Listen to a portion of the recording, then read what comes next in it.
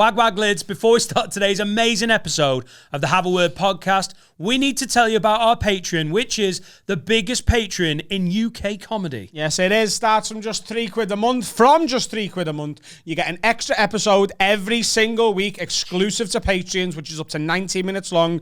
You get 48 hours early access to these public episodes and access to the entire Patreon back catalogue, which goes all the way back to last summer. And the money we make from the Patreon, we put back into the Patreon. We've been making Patreon specials. These are so popular. They include the Ghost Hunt, the live show. We've got more in the pipeline. But the big ones are the lockdown lock-ins, where we got shit-faced in this studio, recorded it all, and turned out some amazing podcasts.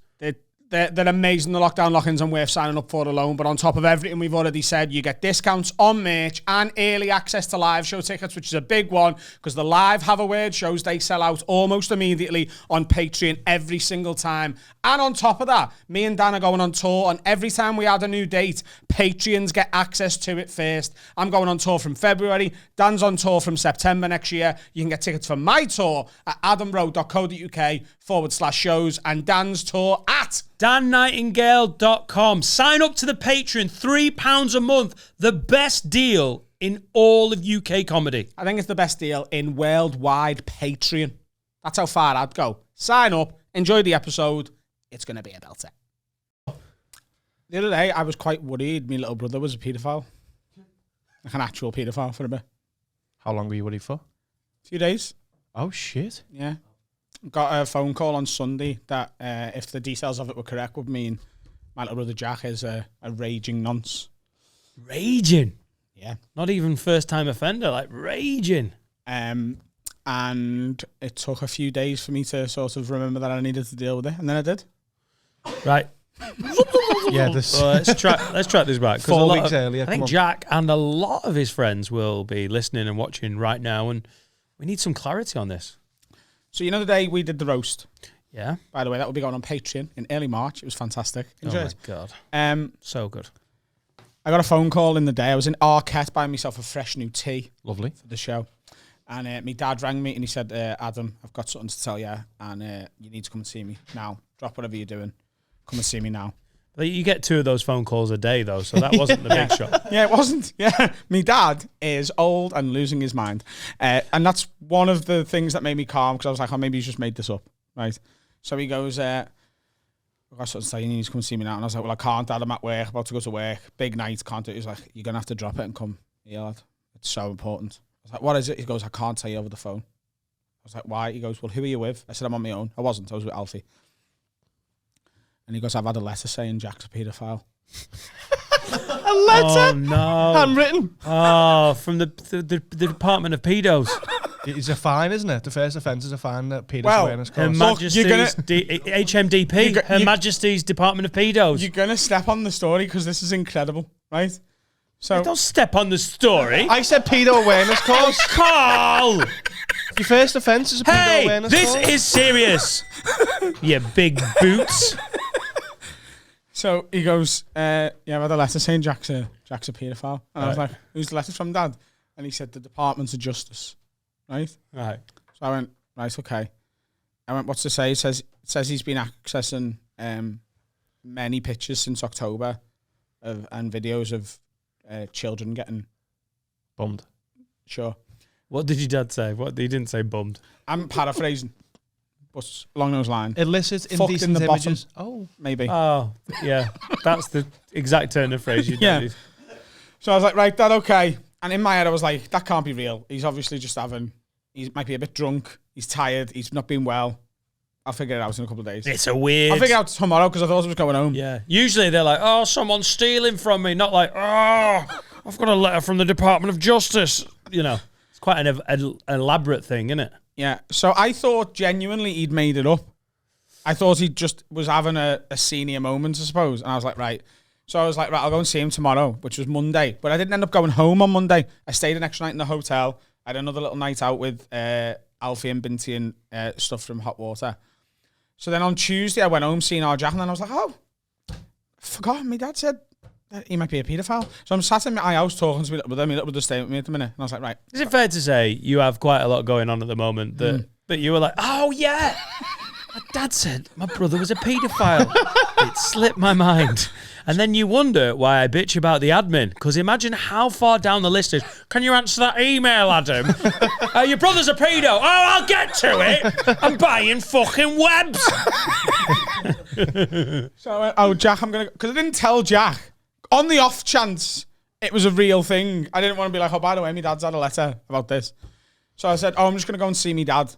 Make sure he's all right. So I went round and I was like, you all right, Dad? He's like, yeah. I went, show me this letter. And I thought... Because he was of sound mind when I seen him. I thought he was going to go, what letter?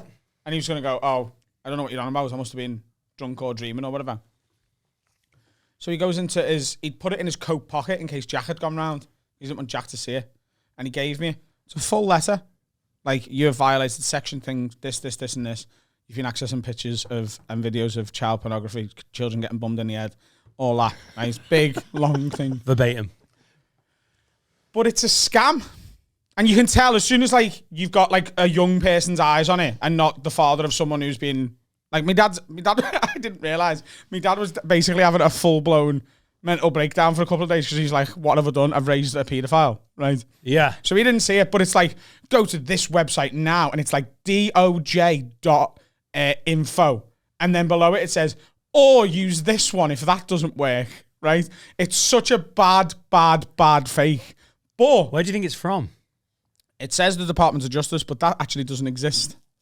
Yeah, right. There's no UK Department of Justice. There's the Ministry of Justice. All right. There's no Department of Justice. This is from abroad, isn't it? And the letter starts, and that's the giveaway as well, isn't it?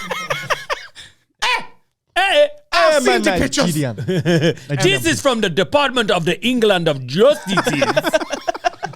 And this is from the Queen, who has instructed me to say, your Jack is a pedo. Which is not, by the way. Here's the thing, right? Lad. So I said to my dad, look, what it's saying, Dad, is he's got to pay a £580 fine. And my dad was like, I know. And I was like, well, think about it, Dad. If Jack was accessing videos of children getting assaulted, they don't go, hey, 500 quid, and we'll call it quits. They'd turn up and seize his stuff. He was like, right. And I went, and also, this is the perfect scam, isn't it? Because if you get that letter and you're like, I wonder if this is a scam, you can't Google child pornography scam. So the amount of people they must get with this who go, oh, fuck me. I mean, I haven't, but fuck that. And they just pay the money. Yeah. I'll bring the letter. I meant to bring the letter in with me today. It's so funny how bad it is. It's phishing blackmail. Yeah. It's like a phishing blackmail. Like Phishing in the post, though. That's mad, isn't it? Yeah. That's old school, that. Yeah. But it's also... But they had Jack's name. Yeah, and his address. Yeah, but you can buy that off companies, can't you? That's not the hardest thing to access. No? Yeah. Oh, that's mad, fair enough. It's either a scam. 580 quid. It's either a scam or a prank. Like I said to him, it might be one of your mates playing a prank. I thought it was that at first, like the panties in the post prank. One of them. Yeah, there's no payoff on that prank though, is there? There's no... Yeah, like, you know what I mean? Like, it's... I get it. It's the kind of shit you would do as a prank, except as it plays out, you're like, lad, I've just paid 580 quid. You're like, yeah, thought you're a pedo. And I'm going on a fucking nice weekend with me missus. Yeah, I love it how your dad was like, oh, he's got to pay 580. Where's he getting the money? And he's a pedo. That's a worry as well. My dad was worried he's going to go to prison for 10 years. That's what he said. I thought he was going to do 10 years. Oh, I love it how your dad was like, well, there's no way he's paying 580. Fucking hell, he's going to do 10 years here. I love the Department of Justice. I'm like, listen, you've been looking at kiddie porn. Yeah, we need £580. Cheap. Otherwise, you're in trouble. Right, you've paid the money. Don't do it again. The pedo porn tax. Basically a speeding fine, isn't it? Yeah. For your cock. Yeah. You got 3 points on your pedo License. Pedo license. For your insurance. So just to clear up, Jack Rowe, not a paedophile. I don't think so. Not proven. There's no evidence of it. Because all his mates will watch this. He's gonna fucking murder maybe you and me. Come on. Come on. There's no evidence to support such a claim at this time. Wow. Well, I bet you've enjoyed the start of this podcast, Jack. What did Jack say when you confronted him with it? He couldn't breathe for laughing. Yeah, it's incredible. So for a couple of days, you were like, oh shit, I've got to deal with Jack being a mess. I genuinely just put it away. I was like, Listen. I can't deal with that tonight. And then the Monday I was hungover. I was like, that doesn't exist. If you want to do a prank, you should get Adam's dad's address and just start sending letters about what Jack's been doing. This is from the Department of Pandas. Jack Rosefingered a panda, and we're going to need £47.82. Otherwise, it's going to be prosecuted for fingering pandas. I don't even know how he got in Edinburgh Zoo. And they're famously frigid animals, so it wasn't even consent. No, they love getting fingered. Oh, that's the problem. Yeah. Pandas don't love full sex. It's all. I actually think it's like- because they don't fancy other pandas. I think they want to fuck other animals. Yeah. Like giraffes can fuck pandas pretty much whenever they want. Can they? Can they? They could give it a blowy. I love it when Carl just goes, I'm going to play this one straight. Can they? I don't even think they're in the same enclosure, Adam. No, we could step over. No, in the wild, I mean. Oh, in the wild. Oh, those Indo-Chinese Did they share giraffes. the same No. habitat? Continent. No, they No, don't. but giraffes will travel for panda Oh, pussy. giraffes. Yeah. Have you ever heard of the Silk Road? Well, if you follow it, there's also horny giraffes. It's the Silk Road to humans. It's the panda pussy road for giraffes. Fair panda pops. Can see all the way to China. Oh, fucking hell. Look at that panda pussy over there. Look. Where are you from, Mr. Giraffe? Dovecot. Get on me. I used to be Adam Rowe's motorbike. From before. From before. Jesus fucking Christ. Why don't pandas bonk? What is it about? They're just a bit slow and lazy. Laziness, It's isn't like they're all just like deep into marriage, innit? I know, but even like everyone likes to bang, don't they? Like even when you see a couple and they're just, you're like, oh, it's a lot. Like just the size and just the general fucking Maybe they don't mess feel of them. attractive. That's a big thing for some people. Some people don't like having sex because they don't feel attractive themselves. And maybe pandas are looking at zebras thinking they should look like that. Do you know what I mean? They're like, I'm just a fat zebra. No one loves me. Pandas have got body dysmorphia. Yeah. They're like, oh God, I wish I was one of those tall gay horses. They need Gok Wan to get in the fucking enclosure and box them off. Gok Kwan. We It's all about Gok confidence. Kwan. We went Gok Kwan with Chinese pandas. Okie dokie. It's You went all there. about the confidence. Yeah, they just need to All fucking about own the it. confidence. Gok Kwan. Stripping pandas for summer. You did TV warm up for him, didn't you? Yes, I did. Did you meet him? I kissed him on the face. I love that his name is so close to Cock Wank. Yeah. What? I love that his name is very close to Cock Wank. Makes me laugh every time I think about it. He gets paid a lot. He gets paid a lot, this Carl. Yeah, he kissed me. Because I was doing the TV warm-up and I was just sort of like, I don't know. Is he dead tall?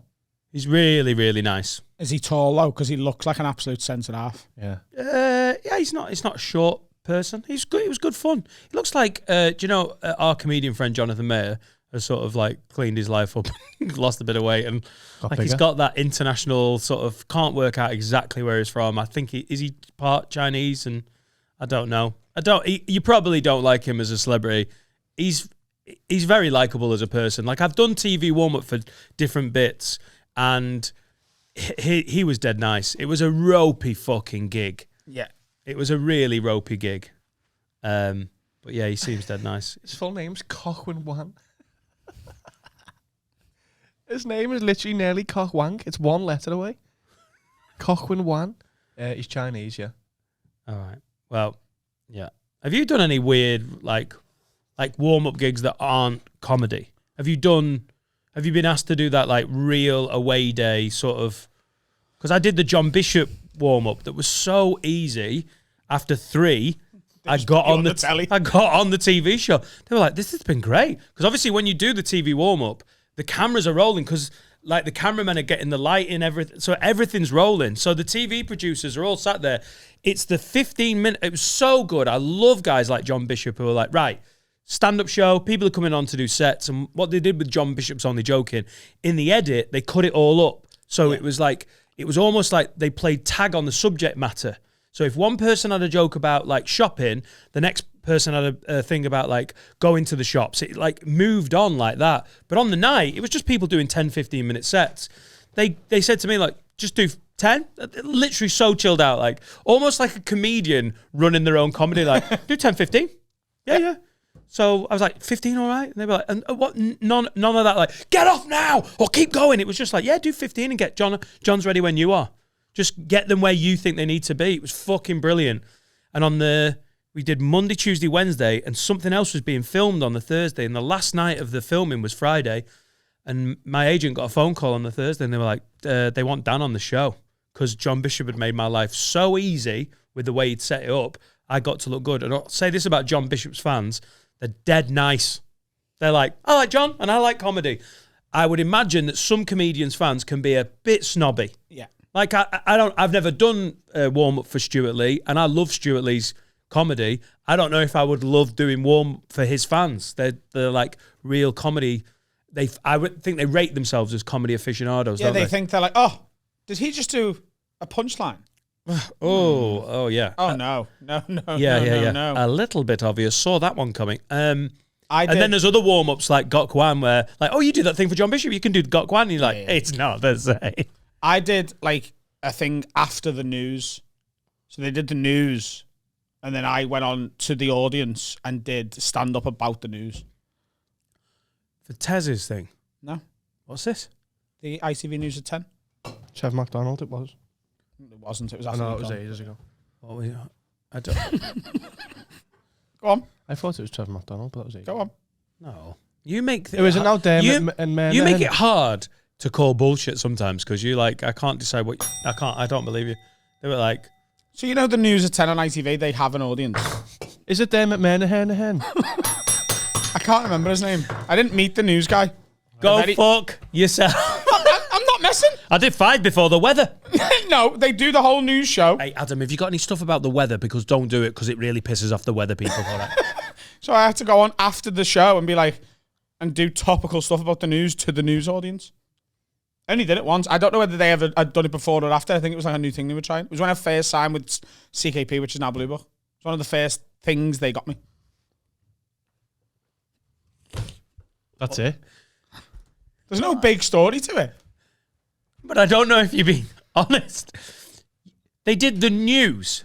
They did. Not the actual 10 o'clock news. The 10 o'clock news. Welcome, Adam Rowe. Good evening, paedophiles. Good evening, paedophiles. Ah, Jack's like, what? This one's for you. You're not a paedo. Yeah. Yeah.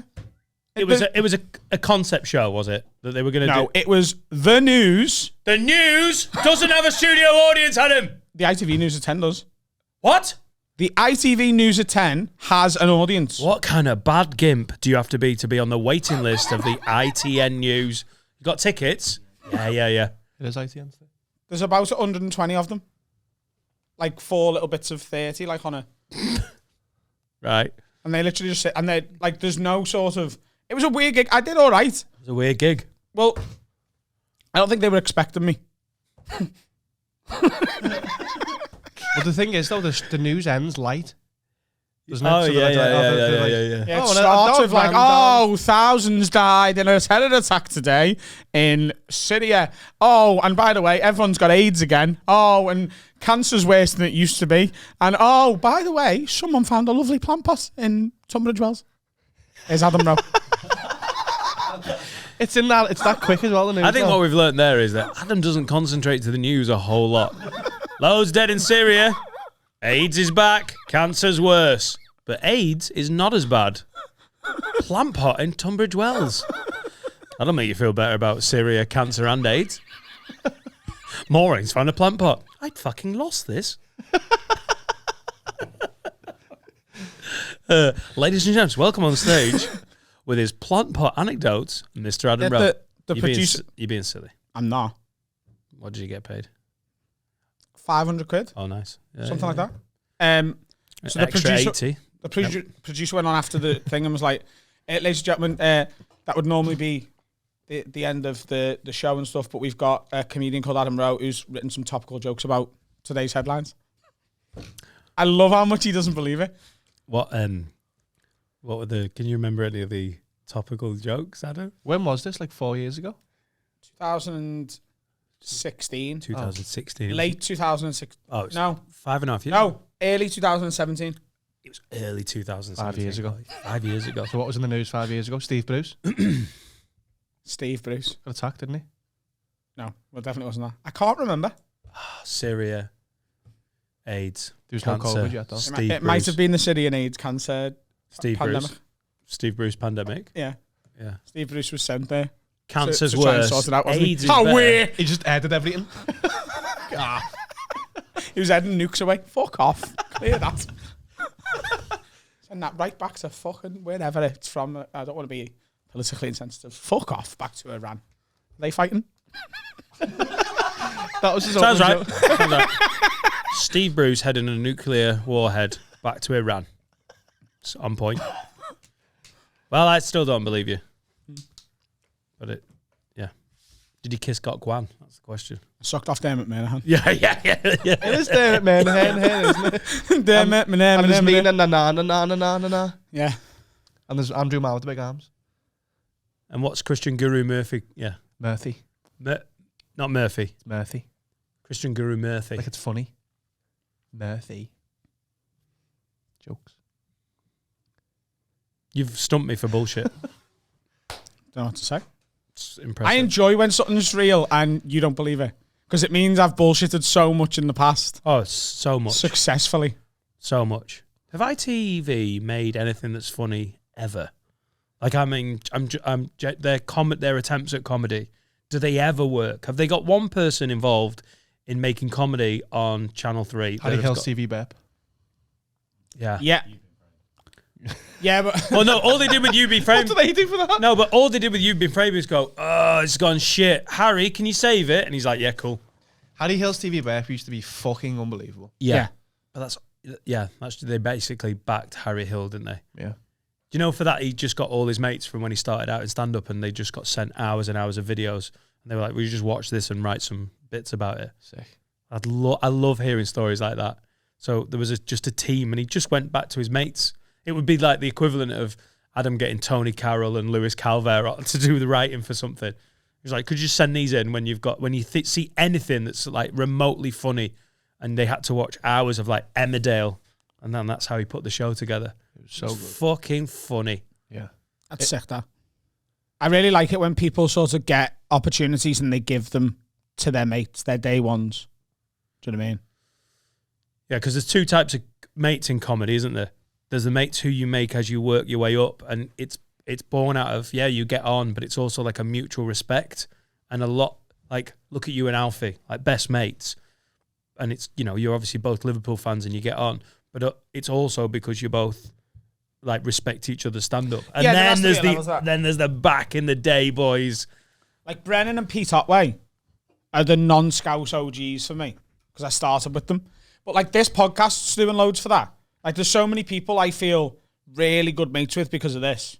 Like I feel quite good mates with Finn Taylor now after the other night. Mark Nelson's the same. Vittorio, didn't even know him before we started this. Me and Dean Coughlin are becoming really Dean good drove mates. me to Oxford last night. I had a work in progress in Oxford. Went down with Dean. He's running that new comedy night with me. First Tuesday of the month, phase 1. I asked Dean if he wanted to be involved, and he's helping run the door. He's going to come do some tour supports with me. He's getting strong, He's so good. Because I've been going on at these work in progresses and going, hey guys, just so you know, I'm going to do an hour in a bit, but for now I've got a mate with me, and he's going to do, and that's all I do. I don't compare it. I just go on and go, I'm here, be back in a bit.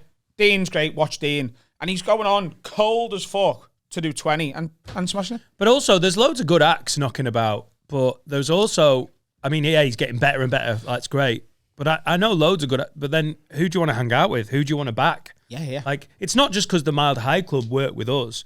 I really love Amy and Dean. I think they're good fucking people. Yeah. And he's a grafter. Like, he put something online the other day about all the dates he was doing. So not only do I like him, he's dead sound and he wants to be involved, but he's reliable. working his fucking nuts off. And Mate, he lives near me and he drives. And 100%. Well, Ishan, I had never met Ishan when we started this podcast. And now, like, we speak on the phone, we message all the time. We've become, like, really good mates. He's doing about 8 of my tour supports, which is actually him doing me a bit of a favour, really, because he's got a bit of a following himself. But he's not. He's just dead sound, and he wanted to come and hang out. And yeah, we've made some amazing friends from the pod. Like the same. Like I didn't really know Alfie that well. Worked with him a few times, done a couple of weekends with him. But now because of hanging out with you, and also us, like you two are best mates. But I mean, now this feels like band of brothers shit, doesn't it? Like, absolutely. Feels like we've been each other's lives for ages. We've gone from sort of colleagues that like each other to like groomsmen at wedding level shit. Oh yeah. Like in the space of 2 years. Yeah. No, it's sort of the unspoken thing with this pod.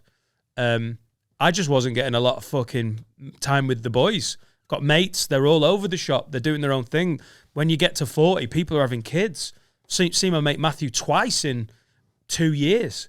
But since we've been in the studio last year and a half, fuck me, am I getting my quota of hanging out with the boys and like the piss take? And like, I don't know Steve that well, but now we've worked together for 6 months. We're mates. Like I know I give Finn loads of stick, but I love him. Like taking a boy to match tonight, and the same with Steve. Like me and Steve were both Carl's mates and sort of knew of each other and that, but it's just like the other night in Pop World, you all got off and it was just fucking me and him for about an hour and a half. Yeah. It's one of those things where you've got to watch where you have a family and it's important to be there and whatever, and I love doing it. But you hanging out with the boys it's good for you. It's really good for you to have that valve. Like you think there's people who watch this podcast who probably don't. Are like, oh, it's a bit much. Oh, I've watched it a couple of times and I like the stand-up. But what are the voices? The shit that is said when these mics aren't on. Holy fuck! You honestly have a word a little bit raucous for me. You have no fucking idea. Like Carl, particularly since the start of the year. Yeah. Woo! It's great fun. Fucking love it. It's what I always think whenever a comedian gets in trouble. I'm always like, imagine the person complaining had access to footage from the green room from before they went on stage. Yeah. You know, like a comedy club. Yeah. When you're all trying to top each other. But not all dressing rooms are like that, are they? No. Sometimes you're like, I don't know you. You see my eye? You're on the bill. That's good. But you're not in the circle of trust. You're like Robert De Niro and me. Yeah. See what this is, Greg? It's something I didn't realise. You know what that should be called for comedians? The slurkle of trust. Who will you say a slur in front of? Mine's quiet. You've got a tight hole. Like Carl's man's arsehole, that. Oh. I won't do that anymore. Oh, dear. She gets fucked a lot. Oh, it's like the cameras are off. That was a house call. I'm quite successful now, and Mum's going to go, oh, she doesn't really know what we do, but she's like, yeah. I'm going to check in one day time. She's going to watch. She's not getting 26 minutes in, is she? No. Mate, if your mum got past Panda Pussy, she should... Yeah. Don't. Come on. Just turn it off, Mum. Old Margaret. Why are you watching this? Margaret Riegler. Come on. Old Maggie Riegler. That's her name. Babs. Barbara Riegler. The house is superb. Carl's got a house, ladies and gents. He got it. He's done it. He's moved in. Have you had a shout wank yet? No. These don't exist. I know what he means. They're solely for hotels. I've still got neighbours. No one shout wanks. You might turn the volume up on the porn. But I've shared. No. I've been there. I've shared rooms next to him, and I've heard them like, yes, I own this house, freehold. I haven't done that yet. No. That is, I just twinged my back doing an imaginary wank. What'd you go to with your shout wanks?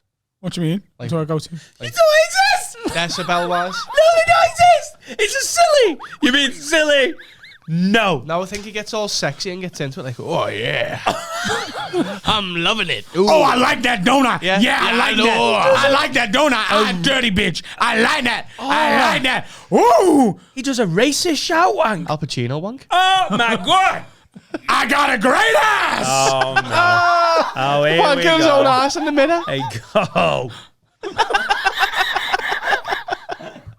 That's disgusting. Oh. Oh God. But yet the house is lovely. You It's great. be honest. Yeah.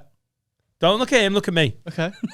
You have never had a shout wank. No. No. But I know what he means. Like when you're all like, No, you don't. It's a silly. no, it's like, And it's funny, but he's being a silly.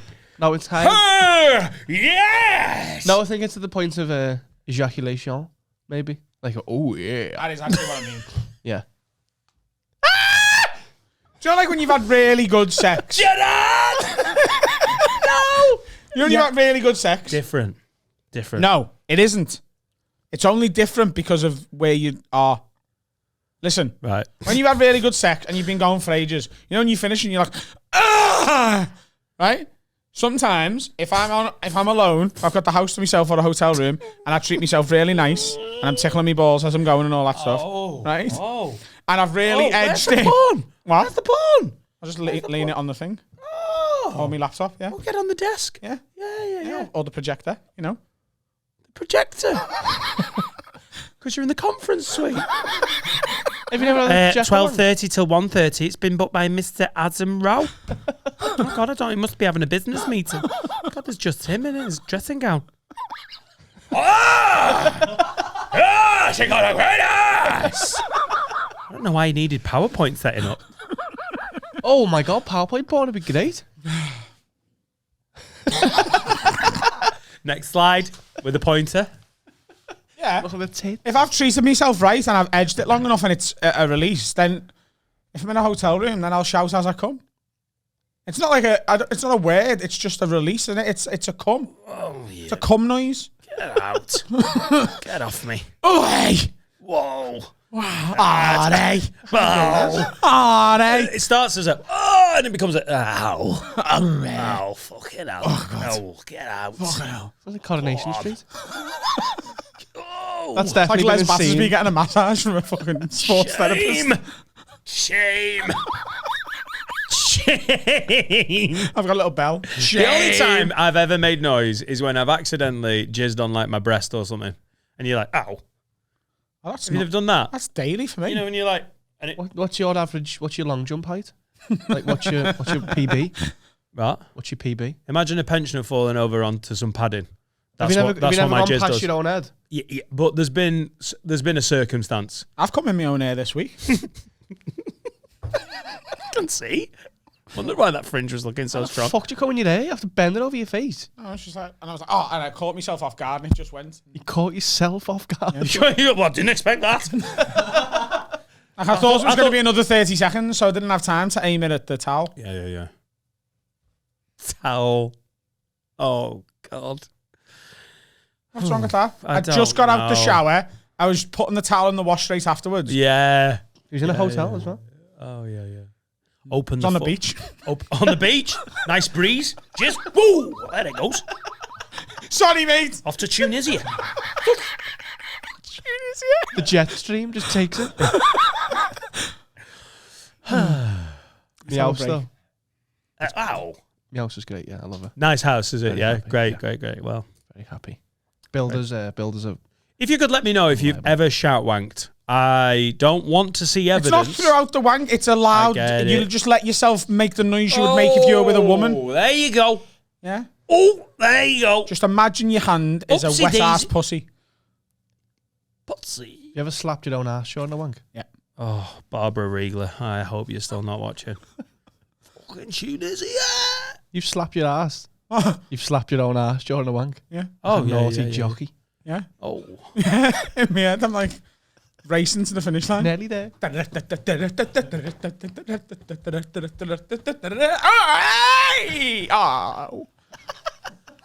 Oh. Nearly all the vowels. Hey, I Disabled countdown. Yeah. What you're about to say. What? I saw you clock it. Yeah. Because I think when you've done disabled count, you're done. I didn't do warm down for the news. Of course he never. Dermot Menahan. I did suck off Dermot Menahan. Yeah. While slapping his own bum.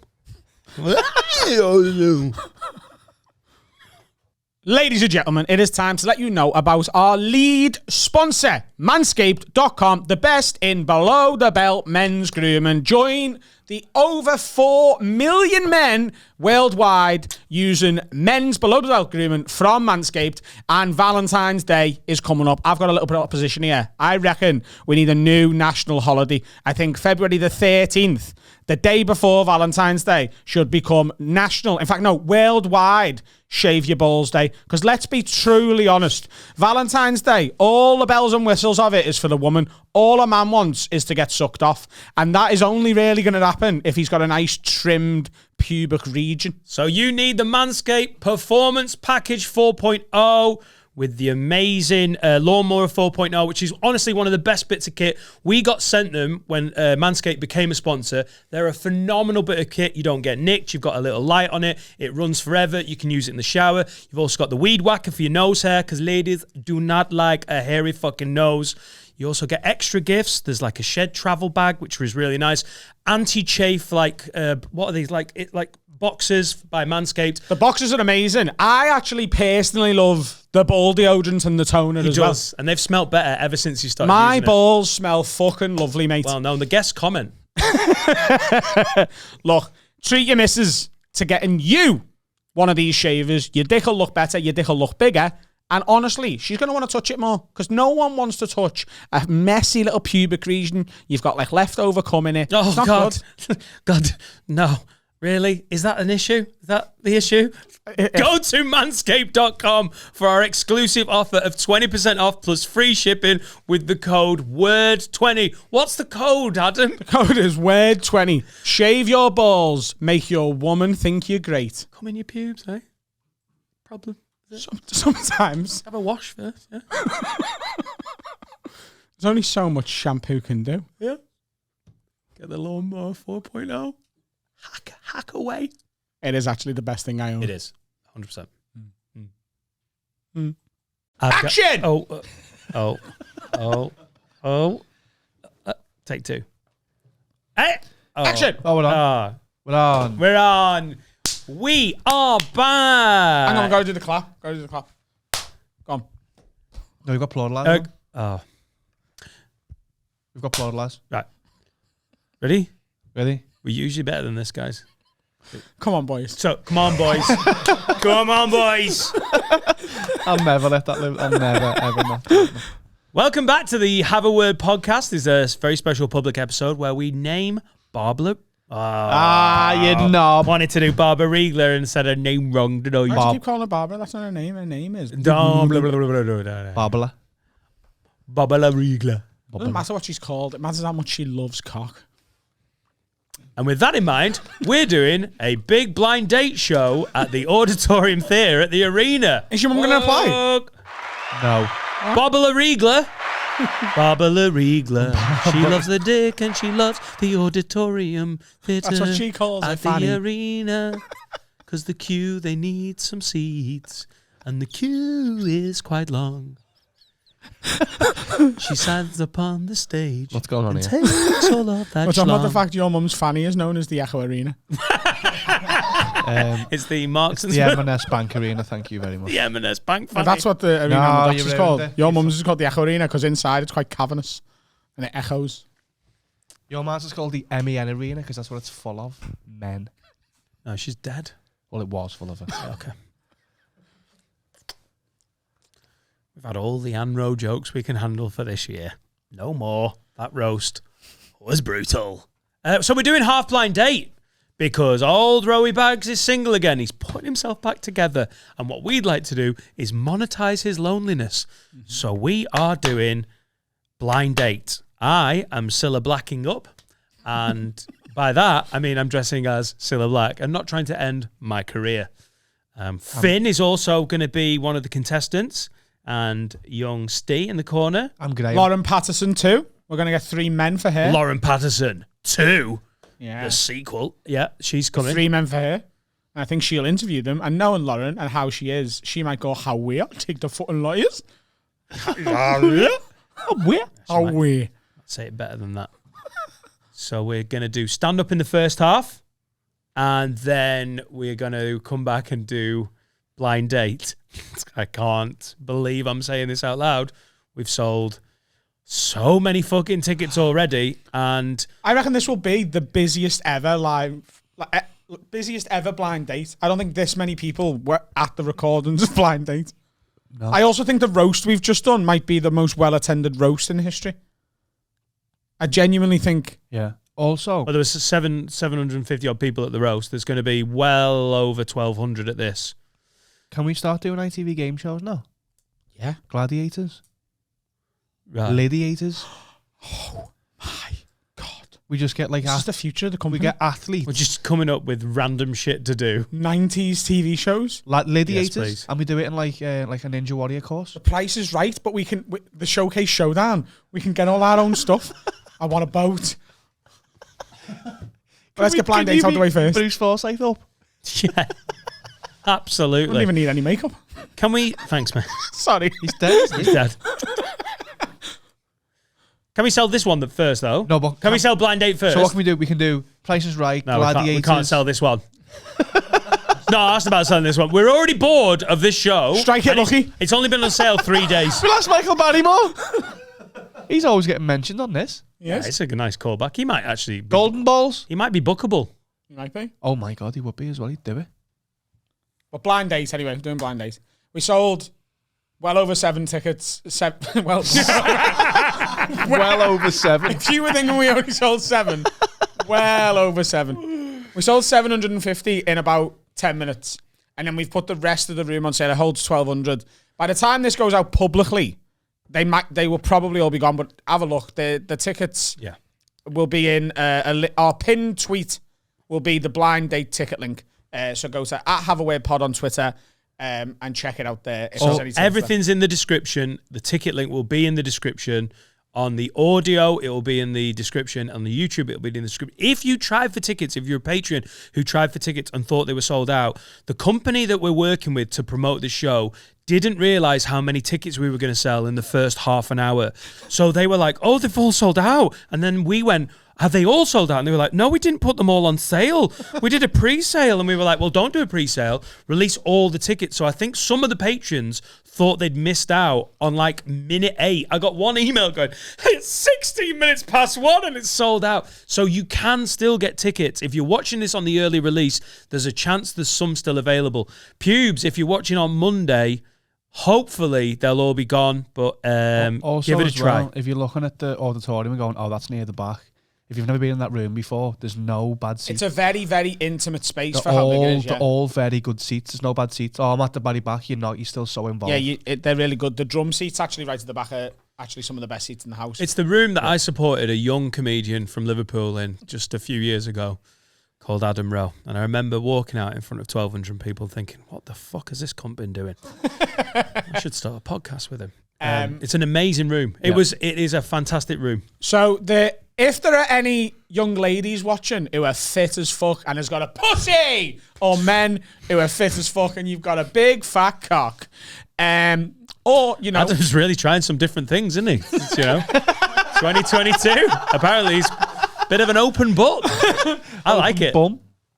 So, me, Finn, Steve, Lauren Patterson, there might be another couple of guests confirmed. If you want to apply to be one of the contestants, if you can't remember blind dates, we've got a lot of young listeners as well. If you can't remember blind date, what happens is one of us, so the person you know, me, Finn, Steve, Lauren, and maybe a couple of others, one at a time will be sat on one side of a screen. We won't be able to see around it. On the other side is 3 people. And we will essentially interview those 3 people. We will say, like, if you were a cocktail, what would you be and why? And all 3 have to answer. And as it goes on, we pick one of the 3 to go on a date with. That's blind date. Go and watch old episodes. It's a proper classic 90s show. It was massive. We need the people who are going to be on the other side of the screen. So if you fancy a date with me or Finn or Steve or Lauren or anyone else we put on, get in touch. The email is hawblinddate@gmail.com. So it's HAW from Have a Word, HAWBLINDDATE@gmail.com. Get in touch as soon as possible. Carl and Dan are going to vet them, and fuck me, are we putting a lot in their hands? Fuck them. Yeah. You also be part of the live show. We'll sort out some travel expenses. You can have a +1. You're going to be a VIP for the night. Yeah. You'll watch the show Rider. basically from the side. We'll get you loads of drinks, bit of food, and all that sort of stuff. Also, and you get a chance to get fingered by Finn. Sorry, go on. if you're a lad who's like, I'm going to play a fucking joke one, we're going to need to like do a little bit of vetting, so don't waste your time. Yeah, Don't you'll be sort of interviewed by Carl and Dan in due Only course. send genuine things in, please. We get it's funny, but It's just not funny. It's just going to be a lot of work. Are we allowed to ask for a picture? We got to have We need pictures. We need videos. we're going to have to Zoom call them. videos. You're probably going to have to Zoom call them. Yeah, videos as well. Right, cool. Send a picture. You're more likely to. Send the picture and then we will video Send us a call link you. to your Instagram. Yeah, It's the best that's thing the to best do. way to do it, yeah. And Yeah. like one of the team will follow you, and you just have to accept it if you're on private. Yeah, no random tit pics. No. Yeah. But yeah, don't be like, I'm a lad, this is funny. No one's asked. You man. Yeah, Apart from the lads that are replying to. for Lauren. Oh yeah, apart from the lads. Yeah.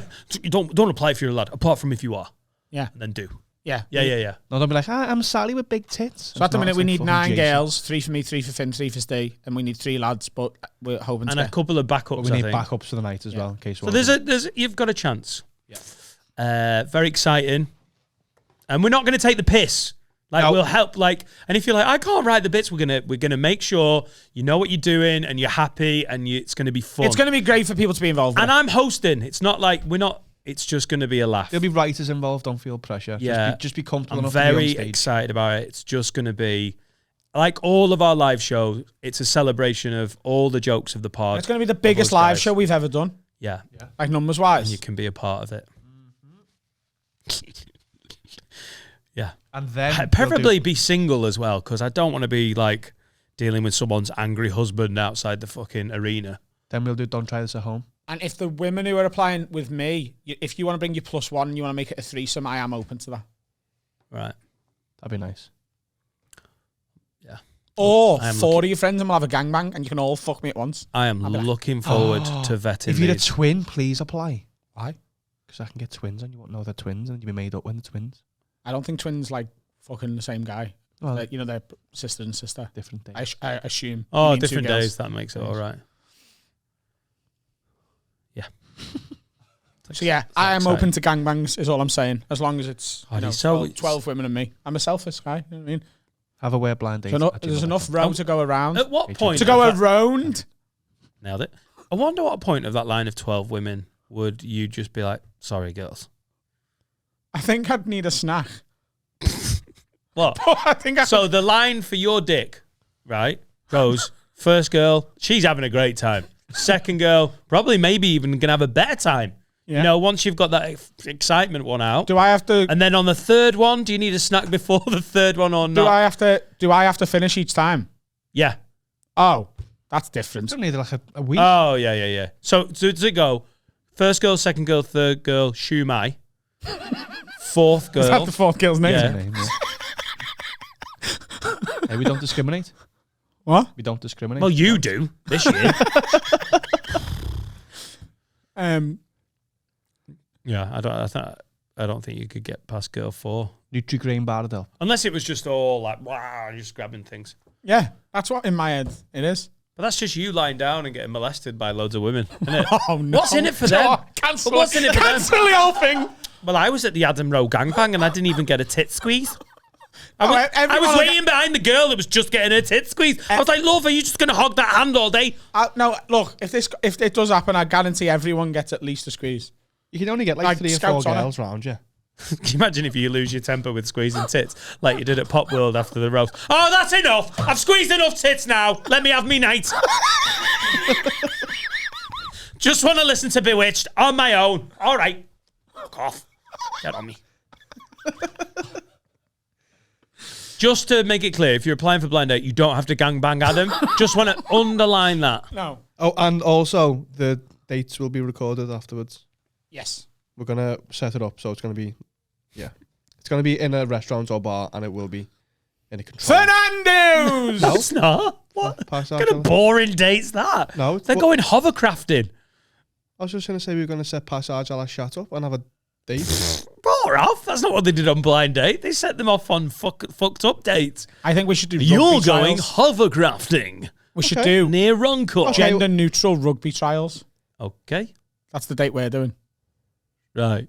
The budget's getting bigger. So we need more applicants. We need gender-neutral rugby trialists. No, they What's don't the need to be email for gender that, neutral. please? No. They don't sorry. need to be gender neutral. Oh, so it's not non-binary rugby. No, it's it's trials for a team that do not pass the ball to them. judge on gender. Right. Yeah. Oh, great. That'd be awkward, wouldn't it? That'd be hard. Yeah. Them on. Them on! You don't know if it's more than one person. Pass it to Zay. Pass it to Zim. Ooh, pronoun fun. Are you looking? Can Finn have the mic, please? Can you? Are you looking forward to it, Finn? Yeah, it's going to be interesting, isn't it? Obviously, Adam stated his preference for, slags for a gangbang, but what are you looking for, ideally? Knowing that Carl and I are going to take vetting these ladies very seriously. It's remarkably similar. No, just I'm a brunette man. I won't lie. All right. Oh, you're a brunette. I don't care what hair colour you've got, as long as you've got hair.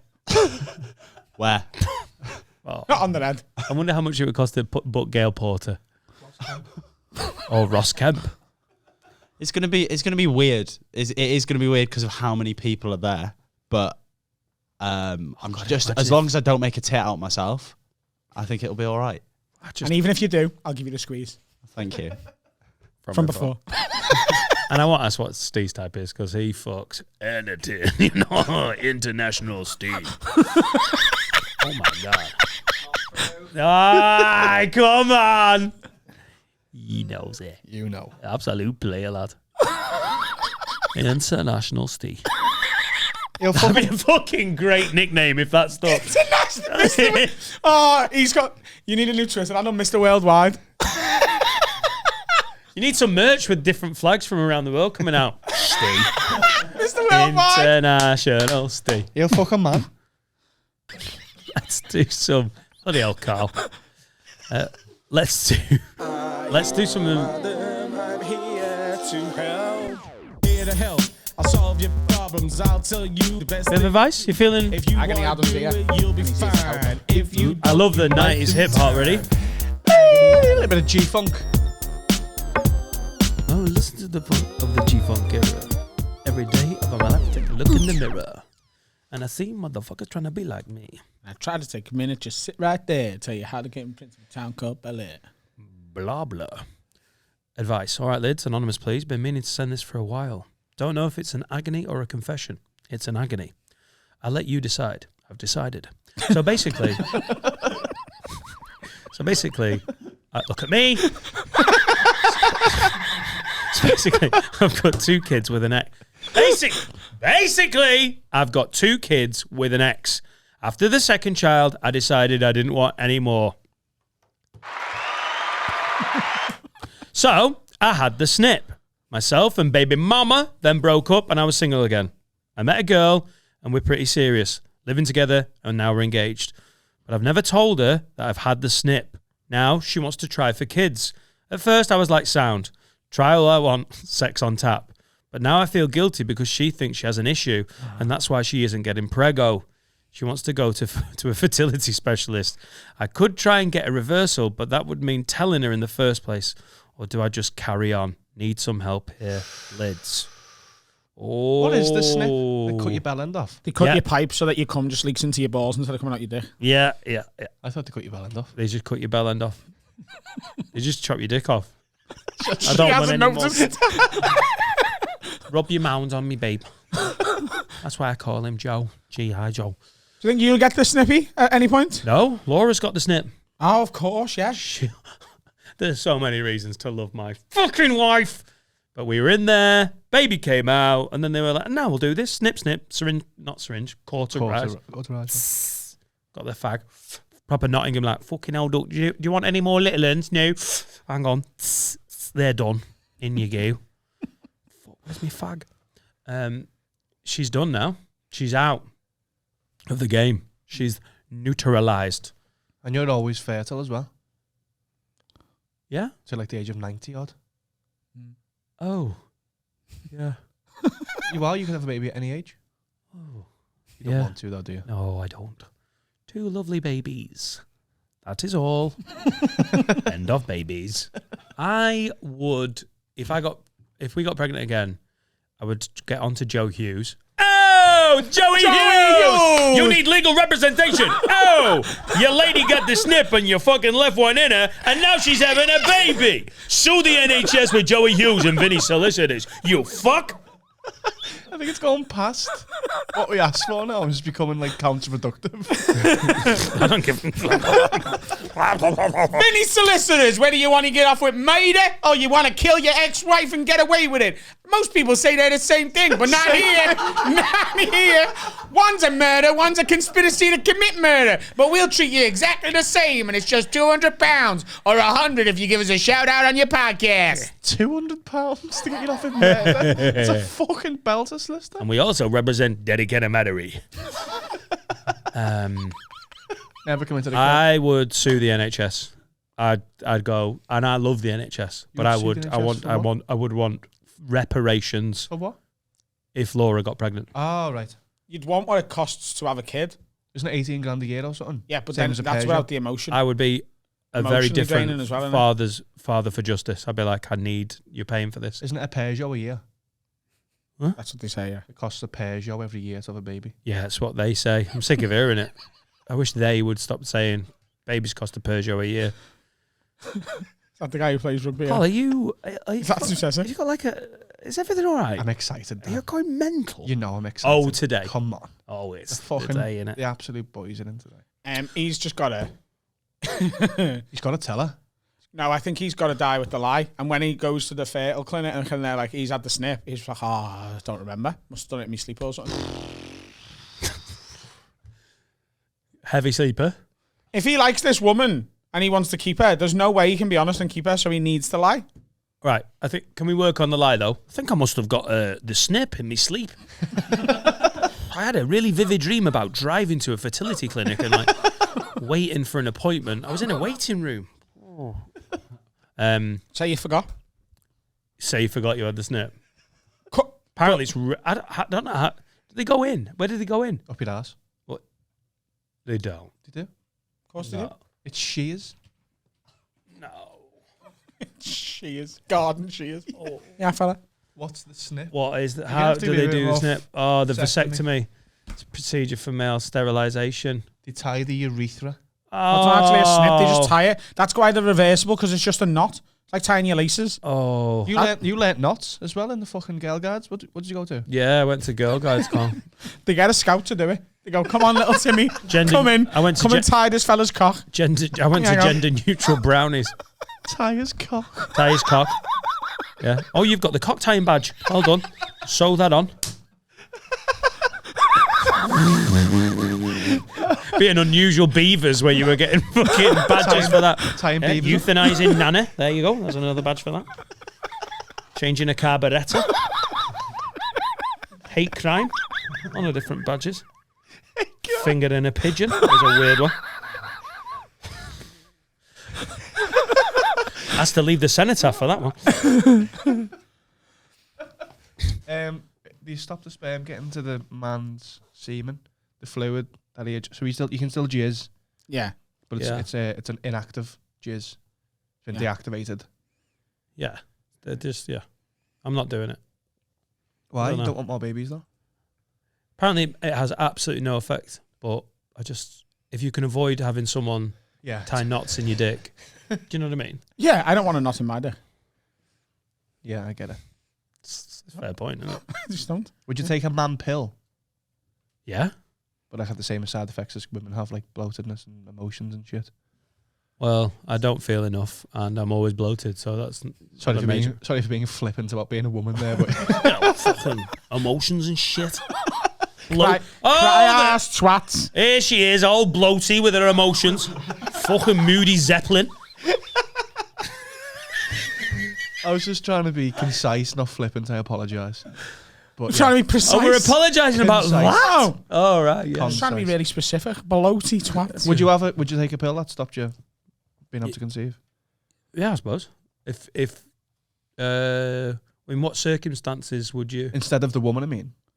Basically, he's saying it's about time that the burden of contraceptive is taken away from the female body and given to the man. Would you time that we change the way the world is, because a lot of pressure put on women, Dan, especially in this day and age, and they have to bear the burden of making sure that people aren't getting pregnant. Yeah, well, they aren't getting pregnant. That's why there's a burden, because it's them that gets pregnant. You both get pregnant, don't you? Well, okay, yeah. It's hard off the man. I know what you mean. It's just, yeah.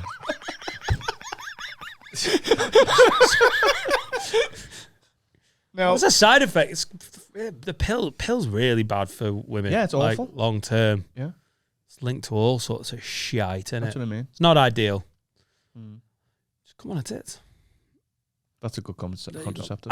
Has everyone that whole thing about I just can't pull out? I don't. It just feels better to leave. Of course it does. But I mean, how many Peugeots could I afford? Even as a young man, I was like, I ain't paying for a You Peugeot. could have 2 Peugeots. How old's that? 5. You could have 6 Peugeots. Yeah, she is. Would you rather have 6 Peugeots or your daughter? No, and Jack as well. Oh, and there's another one. 7 Peugeots. Because he's one, isn't he? Really. You could have 7 206s just clogging up your street. Not even good Peugeots. Peugeot 106 Mardi Gras, my first car. Could have been a kid. What do you want? You're 17. What do you want? A son or a Peugeot 106 Mardi Gras? Fucking love that car. It's brilliant. It's really disturbing when it exploded on the motorway, because I didn't realise you had to service cars in any way. Just thought you could keep driving them. My service light's been on for a good while now. No, yours is a new car. Yeah, it's new, but it on. still needs servicing. Like, it's lazy. What's he going to do here? He needs to lie. Yeah, but then But she's going to end up in IVF, and he's going to be like, oh, God, you're probably all fucking messed up down there. Yeah, but then also, if she gets pregnant while this is happening, he knows she's cheating. So that's worth the investment. There you go. There you go. Let's turn the suspicion on the woman in this. There you go. You know what, lad? You're doing nothing fucking wrong. Apart from being horrible and deceitful, really. But she could cheat on you, even though I've never met her and I haven't heard anything about her. And she essentially sounds like a victim in this situation. Fuck her. Yeah. Mate, like, it's not a knowing how much Laura loves being a mum, it's the most important thing in her life, and she would boot me in a fucking canal to have in front of the kids any day of the week. Of course she would. I think he's got to be like, right, babe, I backed myself in a bit of a situation, and here it is. Yeah, and he just rectifies it. Like, if they just want to be together. Or He's already lied. Now the trust's already broken. Guy with the lie. No, get the secret reversal. This is where the right thing to do is get it reversed. But then your dick's going to be you're going to be like 3 weeks out of the game. So the lie Book a holiday. Go on holiday, yeah. Yeah. Or say, oh, I got kicked in the balls at work. Or say I got kicked in the head at work, and then when she's like, hang on, you've had a fucking vasectomy. You never told me. You'd be like, oh, Joe, when I got kicked in the head, I forgot loads of stuff. How Fake amnesia. I love you. You're like, I just like a slight bit of, got a head trauma and a vasectomy. Oh, I was a heavy sleeper as well. Got a vasectomy in my sleep. Sleep vasectomy. Get the reversal. What could put your dick out of for 3 weeks? For 3 weeks of like, you can't go anywhere near me. I've got really AIDS. Yeah. You might have overshot the lie. Accidentally cut it with a knife while you're busting your toast. We don't need So you come down in the morning. Say I woke up starving. Didn't have time to put any undies on. Come down, I was just busting. Oh fuck! Yeah, I've cut me dick. And that's going to be one of the lowest points in your life when you can hear it on the landing and you're downstairs. You get the lure pack and like sort of put some on the side and then you've got to like the spoon and the toast and then lie next to it and go, oh babe, oh, it's vigorously buttering the toast. You don't need to do it while she's there. You can do that while she's at work and just say you done it. And like, don't look like I'm embarrassed. I'd want the scene. Just to play be footy and say you got kicked in the end of the dick. And the doctor said it's a month out. Pulled dick. I think the holiday's the good one. Classic, innit? When they're going through the team sheet for the match on Saturday. Oh, the left back, he's out, got kicked in the dick on Wednesday. Nightmare. 2 weeks out, dick strain. You could actually look like a really good boyfriend, yeah? A really good one. Book a 3-week holiday with their mum.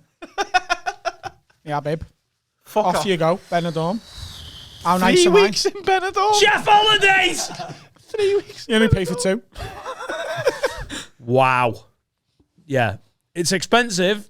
It's not. 3 weeks in Benidorm's like £4. 3 weeks in Benidorm sounds so not good that she might refuse the holiday. Bought your holiday with your mum. 3 weeks in Benidorm. Go fuck yourself. Yeah. Okay, then we'll send her to the Outback or Thailand or something. The Outback. 3 weeks The there, she'd be Outback. dead. Which Outback? The Merseyside Australian. Outback. Warrington. Australian Outback. The Australian Outback. Yeah. Yeah. There's a lot to explore. With your mum. Yeah, I love you. Go and fucking get lost in the Outback. Yeah. While I fix me cock. Reversal. If he's not doing the reverse, he needs to go listen. 'Cause undoing a I knock felt can like be a I felt fucking shit nightmare. lying, but fucking, I'm sorry. I've had a vasectomy. I'm going to get it reversed. We'll try Do you again. reckon they just tie it once? Do you reckon it's just one knot the undo, or do you reckon it's like trying to get your Christmas lights out from the loft and put them up? What took us 3 hours once? Yeah, do you reckon it's just like a load of doctors there, just all in a line. just like, I'll pull that through there. Go on. put that over. Over. 'Cause surely one knot's not secure enough. We've all had a shoelace come undone and make us look a fool in public. No, but a kink in a hose fucks it up, doesn't it? What? If you get a kink in your hose, you might just kink it. All my hose are kinky, actually. I didn't know how it was going to come back, was but a it was good- clearly coming back. A kink and a hose. It was a good cross. Kinks and Adam. hoes. Kinks and hoes. Open goal. Yeah. Well, good luck, Lid. Will you tell us what you do? Genuinely, I'd love to hear. If you want some more horrific advice, haveawordpod@gmail.com. We also need have a words. Should we do a quick have a word before the break? Have we got time? Not really got time, have we? No, the boys are early, yeah. Oh, fucking hell. shit, Leave that we've to the early end, lad. Very exciting. I'm so glad for you. It's like you fucking... It's like, genuinely like Lid fucking Christmas. Like we grew up watching these two lads, and well, our friendship is based on. And they're about There's to some come. friends. Try and get David Schwimmer in. I used to think this was insane bullshit when he said stuff like that. Now I'm like, yeah, it's probably happened. There's a gap in match. Oh, Jesus. Today's podcast is sponsored by the subscription coffee service Packed Coffee. I like the coffee. It's very good. Award-winning specialty coffee. This is going to be a fun advert. 100% specialty grade, freshly roasted to perfection for your order. There are over 15 different coffees on the menu at any given time to choose from, including Great Taste 2020 and 2021 winners. It's genuinely that good, and the coffee is so good. They put the name of the farmer that they got it from. That's how good they are with their like sources. They're like, listen, this is Jeff's coffee, John's coffee, Giuliano's coffee. You get to know who's making it, and genuinely, I'm becoming a bit of a coffee snob because I used to be a Starbucks guy, and I still am when I need to be. But these little fruity ones, these little rare ones, More packed ethical. coffee. It's more ethical as well. You can pause, cancel, or change your plan at any time. It doesn't have to be delivered at the start of the month or every Wednesday. You get it when you want, delivered through the letterbox. Make a pack to make Make a cat pack to make better coffee. So if you haven't tried Packed yet, all new customers get a free V60 and filter kit when they first sign up to a Packed plan. Go to packedcoffee.com. That's PACT coffee.com. Create your flexible coffee subscription. Use the code WORD. The code is WORD, W-O-R-D. Use that at checkout. You get your free brewing kit with your order. The code is valid for new customers when you create a Packed Coffee plan. You get specialty coffee through your letterbox. Don't wait. Go to packedcoffee.com and create your coffee subscription. And you'll feel like me, like a Duracell bunny who's had a line of cocaine. He's hyped just reading. That's how good it is. Woo! Draymond's here. If there's ever an excuse to drink on this show, ever, I really always enjoy it. I'm just having 2 pints. Oh! With the lads from 2 pints! Yes. With our joint podcast, we figured out what we're calling this. Have a joint 2 podcast. pints word. Have a 2 pints and a word. Word with Will, Dan, Adam, and Ralph. Have a word It's with catchy, 2 innit? pints of lager. Yeah, Have a word there with 2 you pints of go. lager. There you go. I've got Have it. a pint. Have a pint. Have a pint. Or 2. Have a pint or 2 with Will- the lids and the lads. Yeah. You're suffering. Yeah, I'm not Yeah. drinking today. At the start of every podcast, I give him shit for not drinking. Listen, and I'll tell you the and he truth. said to me the other day off air, he was like, stop doing that. It's really boring. I was like, have a beer then, you miserable No, shit. I do have a beer and don't listen, I found out that he's been putting water in bottles of beer and pretending it's beer for fucking years. Only once, didn't What? I? And he said, Only yeah, once. exactly. Hey, He was going, cheers, all over Zoom in Deaf in Parrot. Cheers, cheers. What are you 7:30. drinking? It was And he's 7:30 in the AM. I've got to tell you, I've been putting water in it. He's pretending it's beer. Fucking, are you going to sell me out for having a can of Coke? It was 7:30 in the morning. Give me a break. Two heavy hands. Not as good, is it? No, I'll tell you the truth. The truth. truth is, I had a few last night, protein and bar. I'm a bit, and I've got this Did you? head coat. Yeah, I went to Wayne Rooney's premiere last night of his documentary. Was it good? What's It this was good, documentary yeah. about? About him. About Wayne Rooney. Yeah, but it always About really his good. football career or his... Everything. No, honestly, he Goes to he's Amsterdam. on it. He's proper honest with it. He really goes in. Yeah, man. It was no, it's really good. It comes out on Friday, I think, on Amazon Prime. But it was a free bar, and I had to indulge. Of course. And then today, I just thought, I can't face a beer today. I'm trying to do one day on, one day off. Lads. Now you know. You see. One day on, one day off. There's people who do that with the gym, you know. Yeah, well, do you know what? It's just so easy, innit, just to get into the rhythm of going, what time is it? Why are you Have a trying to do beer. one day off? Like, what's the thinking behind it? Just because I'm getting old, and once you get a bit older, the Guy who's hangovers... had water in a fucking bottle of beer. Once at Exactly. 7:30 in the morning. Give me a break. Well, I'm not it- sitting all it here is- with the lads having a podcast No, going, give me a can of Coke, will you?" it was just I'm trying to get my blood sugar levels up with my Coke, and I just thought, well, today I just don't fancy a beer. All right, today. okay. That's fine. all I it feel is. like we're bullying you a little bit now at this point. God. It's a pleasure to have you in our studio, boys. This is our first ever crossover episode. I was too, isn't it? First We're ever, delighted. like, X in the middle. That's Yeah, what yeah. we're doing. We're delighted to be. Oh, yeah. So it's HAWX. TP. TP. I lost trail of what are you you were okay? talking about Are you for a okay? minute. I just Are you went off into a thought. You're Of, just hungover, aren't you? I'm not just hungover. I've got a head cold. Thank you very Oh much. my God, this guy needs Sudafed. Possibly got COVID, so you're all riddled Oh, now. I like it. No, I haven't. To be honest with you. Breathe on me. I'd love you 5 want days at COVID? home. It'd be great. Oh, just Have you had it yet? No. You've not had it? Three jabs and no COVID, but it looks like today's the day. Thanks, Mellor. Yeah. I did find out my wife had COVID last night. What? No, shitting me. No. So the fuck? I said, listen, we've When been... you at the Wayne Rooney premiere, I've got COVID. It's Wayne Rooney, love. Come on. No, I didn't It's find... real. He's very real. I didn't find out. It's a lot of Derby stuff. I had to put my daughter had to go to school in an Uber this morning because my wife couldn't take her. That is the most first world problem I've ever heard. No, anybody but say. she's My daughter had she's to not- run an Uber. She's not 4, she's 13. But the fact is, I didn't find out until last night. My wife sent me, she went, oh, by the way, and I was like, I'd come home, but I'm here with you lads. See, I could have cancelled, but I didn't. I'm here. You couldn't come on. spring for like a limo or anything, like it was a prom. No. Send her in an Uber. She's got an Uber X, that's it. I live with it. Do you reckon Uber will sponsor us? Oh, yeah, sponsor. Yeah, mention Uber, get in touch. It is Always been a fan, HaveAWordPod. always been a fan. If you have a daughter that you need to get to school, and you can't be asked. Uber. And you were busy at the Wayne Rooney premiere. And you can map them on the way and make sure your child is not being stolen. Yeah, exactly. Or goes to school. What the fuck is she doing in Poland? You're paying for that as well. That's still on the map. You've let him get that far. He's not checked in. He's in the fucking Channel Tunnel. That's the wrong way, that kid. 7 hours late. Yeah, This is by the first she's time in I'm Poland, checking. that's like a 13-hour drive or something. I probably should have checked in earlier. Yeah. She should have been home 5 hours ago. She should be doing double maths right now. Callie. Lads, pleasure being sort of Yeah, talking. it's good to be here. These are so excited.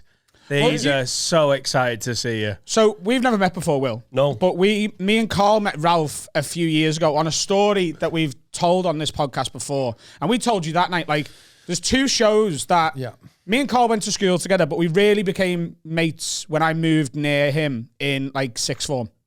And we sort of bonded over a love of 2 pints and friends. There's a better word, there's a better phrase for that, isn't there? Uh-huh. Your friendship was forged in the fires. It was. of bonding over 2 Absolutely pints. was. I saw that. I was sent the viral clip of you telling this story because everyone was like, you got a name check on Have a Word Pod. And you, like a kind of a douche, went, our friendship was forged in the fires of 2 pints. And everybody went, yeah. And everyone went, Is that the first time you've been called a douche? and everyone went, Sound like a hallmark. yeah, exactly. It was like forged in the fires of 2 pints. Everyone was like, "What a prick!" Why? Dan was like that. Don't want to do this podcast anymore. This is embarrassing. I was cooled in the pond of Midsummer Murders.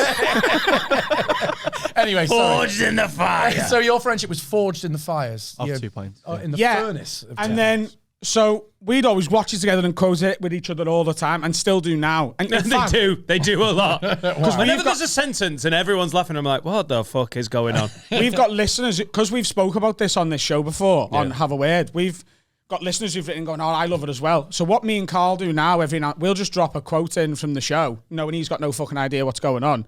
And then we get messages going, you got that again. Nice. They didn't see that one.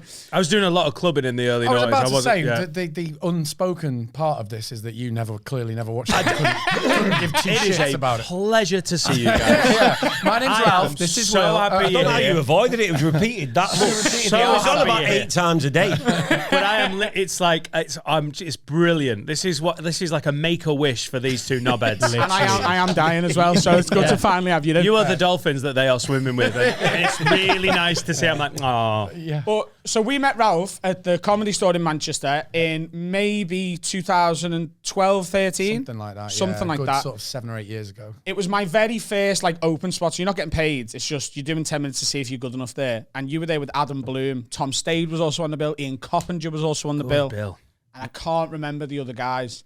But So I was filming in Manchester, and like for some reason, Adam Bloom, who's an old mate of mine from back, because I did a show called Edinburgh Nights in 2002 where I interviewed all the comedians. So that's how I know, watched all that generation of comedians. I kind of know them all. That was a It's kind of fucking great show. What a great Just gig getting it into was. comedy, and I was so geeky. And Adam Bloom was like the cool little wunderkind. Exactly, he was the wasn't first he? person I interviewed. Like When he had peroxide blonde hair. Peroxide blonde hair. I was Yeah. like 22, and it was like, hey man, they're all like, oh, I love the royal family and everything. And it was just what an amazing gig for a 22-year-old just to swan around Edinburgh and meet all the comedians, and it was absolutely class. So, because I was mates with Adam Bloom, years later, he's gone, I'm in Manchester, are you about? I went, I actually am. He's like, I'm doing a Comedy Store gig. So I come down to the Comedy Store, and this little Scouse lad wearing a jacket that's very much too small for him and doesn't quite fit around his tongue. Yep. Do you a remember that blazer. jacket? When you say jacket, A blazer. It was a blazer. A little but with like a blazer. t-shirt, like a logo t-shirt on. You Yeah. know, like when a young comic is like, yeah.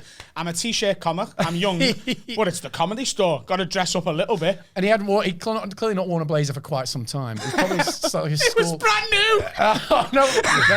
Then he clearly not measured himself for quite some time, or was in denial about his sizings. You've because got to go small on the blazer, otherwise it looks like you're wearing your dad's blazer, though, doesn't it? Well, it looked like he was wearing his son's blazer. So Right. Okay. that was the issue. Anyway, so we meet, and he's like, "Oh, hey, nice to meet you." Backstage, we'd be backstage before the gig, Backstage, right? which is downstairs at the Comedy Store Manchester, and I'd brought Carl and a mate of ours, and at the time your colleague Sean was with us, and they just got tickets because I was like, "Oh, Tom Stade's on the bill. It's my first gig. We'll have a little night out in Manchester afterwards." And you've got to understand, like, I'm 12 years into comedy now, and meeting people that I've watched on the telly and always respected their work, that gets more and more common as you do more TV work yourself and you mix in certain circles. That happens. This is 2 years in, and I literally say it was forged in the fires, boys. Forged in the fires. Yeah. So to walk in that green room and for you to be sat there knowing right. he was upstairs was just fucking. So I go up and I went to him, lad, you've got not going to believe who is downstairs in the green room. And he went, who? And I said, Johnny. And he went, Schumacher, who's a friend of ours. I was made up. I love Johnny. Yeah. So I was like, no. Nice to see Johnny again. Like Ralf Little, like Johnny from, and he went, no, he's not. And I went, no, he is. And I'm not proud of this, Ralph. But when I come back down, I had to take a very sly picture of you from the couch and send to him and be like, no, he is actually here. That's amazing. Yeah. But the story of this night. So first of all, By the way, you could have 100 years to guess where this story is going, Ella, and I guarantee you would never fucking get it. Because I'm still not entirely sure it's true, but do carry on and then we'll discuss that afterwards. okay. I wasn't sure it was true at the time, but go on. So the first bit, which on a message to me once you found out and you've been tagged in it that you denied, which I know it's a little embarrassing for you. It is 100% true. The shoelace thing. Oh, yeah. I thought he played it off, though. No, he did. Yeah. But it is true. Right. It did happen. I just remember the playing it off bit. Right, so here's what Thank happened. you, Carl. So we go He's upstairs trying to to mug me right off it. But you understand, yeah. we go upstairs to the Comedy Store bar afterwards. And obviously, Ralf Little's in Manchester. So as well as all the comics being there who've just been on, no one's got a fucking interest in any of us. They all want to come and see Ralph. And then this woman comes over and she's like, hi, yeah, you're okay. And Ralph went, yeah, do you want a picture? And she went, yeah, but not with you. And she come to me and was like, "You were really good." And he just pretended to tie his shoelaces. No. So what happened was, I wouldn't have gone, yeah, do you want a picture? Because like you never mug yourself off that much. But I did the gesture of going, hell, and she went, excuse me. And then I had to go, oh, shoelaces. These have been tying for a couple of hours. Wow. I finally got these. So that was mortifying. Anyway, it gets a lot worse. There's more. Oh, there's a lot more. Right. Oh, it gets Oh, worse. this, we haven't started yet. Yeah, that was just a little appetizer. Right. So this family come over. It's a man and wife and their maybe 18, 19-year-old daughter, right? So they start talking to us. They're like, oh, where are you guys going?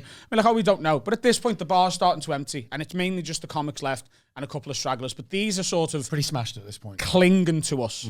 So we only went next door or sort of a couple of doors down. On Low. Yeah. Somewhere like that, like Revolution or I think we somewhere. were at Revs, you know. Revs. We went to Revs, yeah. Right, Yeah, we did, didn't we? Revolution, One of our big stories from our early podcast was a big story. That's where my lookalike was kicking about He's getting free looking like the drinks. ugliest man he's ever met in his Ugliest life. man I've ever seen in my life. There's a guy that looks just like you. He was signing there. He was autographs. after him. I went, who the fuck? He was the ugliest. He looked like it. What did I say? Do you know how many times I've been tagged in the Australian waiting for a mate video? What's that? You've I'll show you it in the break. All right, you've got to show But me in the break. Like, I get tagged in it all. It's a hammered guy who's crashed his car. Right. And the police come over and go, "You all right, mate? Have you crashed?" He goes, "Nah, I'm just waiting for a mate." And he's just fucked, but it looks like me, and his eyes are everywhere, which obviously with me helps. His eyes are everywhere. So, this family who are with us, they're just sort of, I was trying to flirt with the daughter. You know, I was like 21 maybe at the time. I'm trying to flirt with this girl who's out with her mum and dad, and it seemed a bit weird. They were from Sheffield. I remember that. They were staying in a hotel. So we go into Revs and they follow us and they come with us, right? And then the daughter seems a bit aloof. And I'm like, oh, well, this isn't going to happen. How unfortunate for me. Got me blazer on and everything.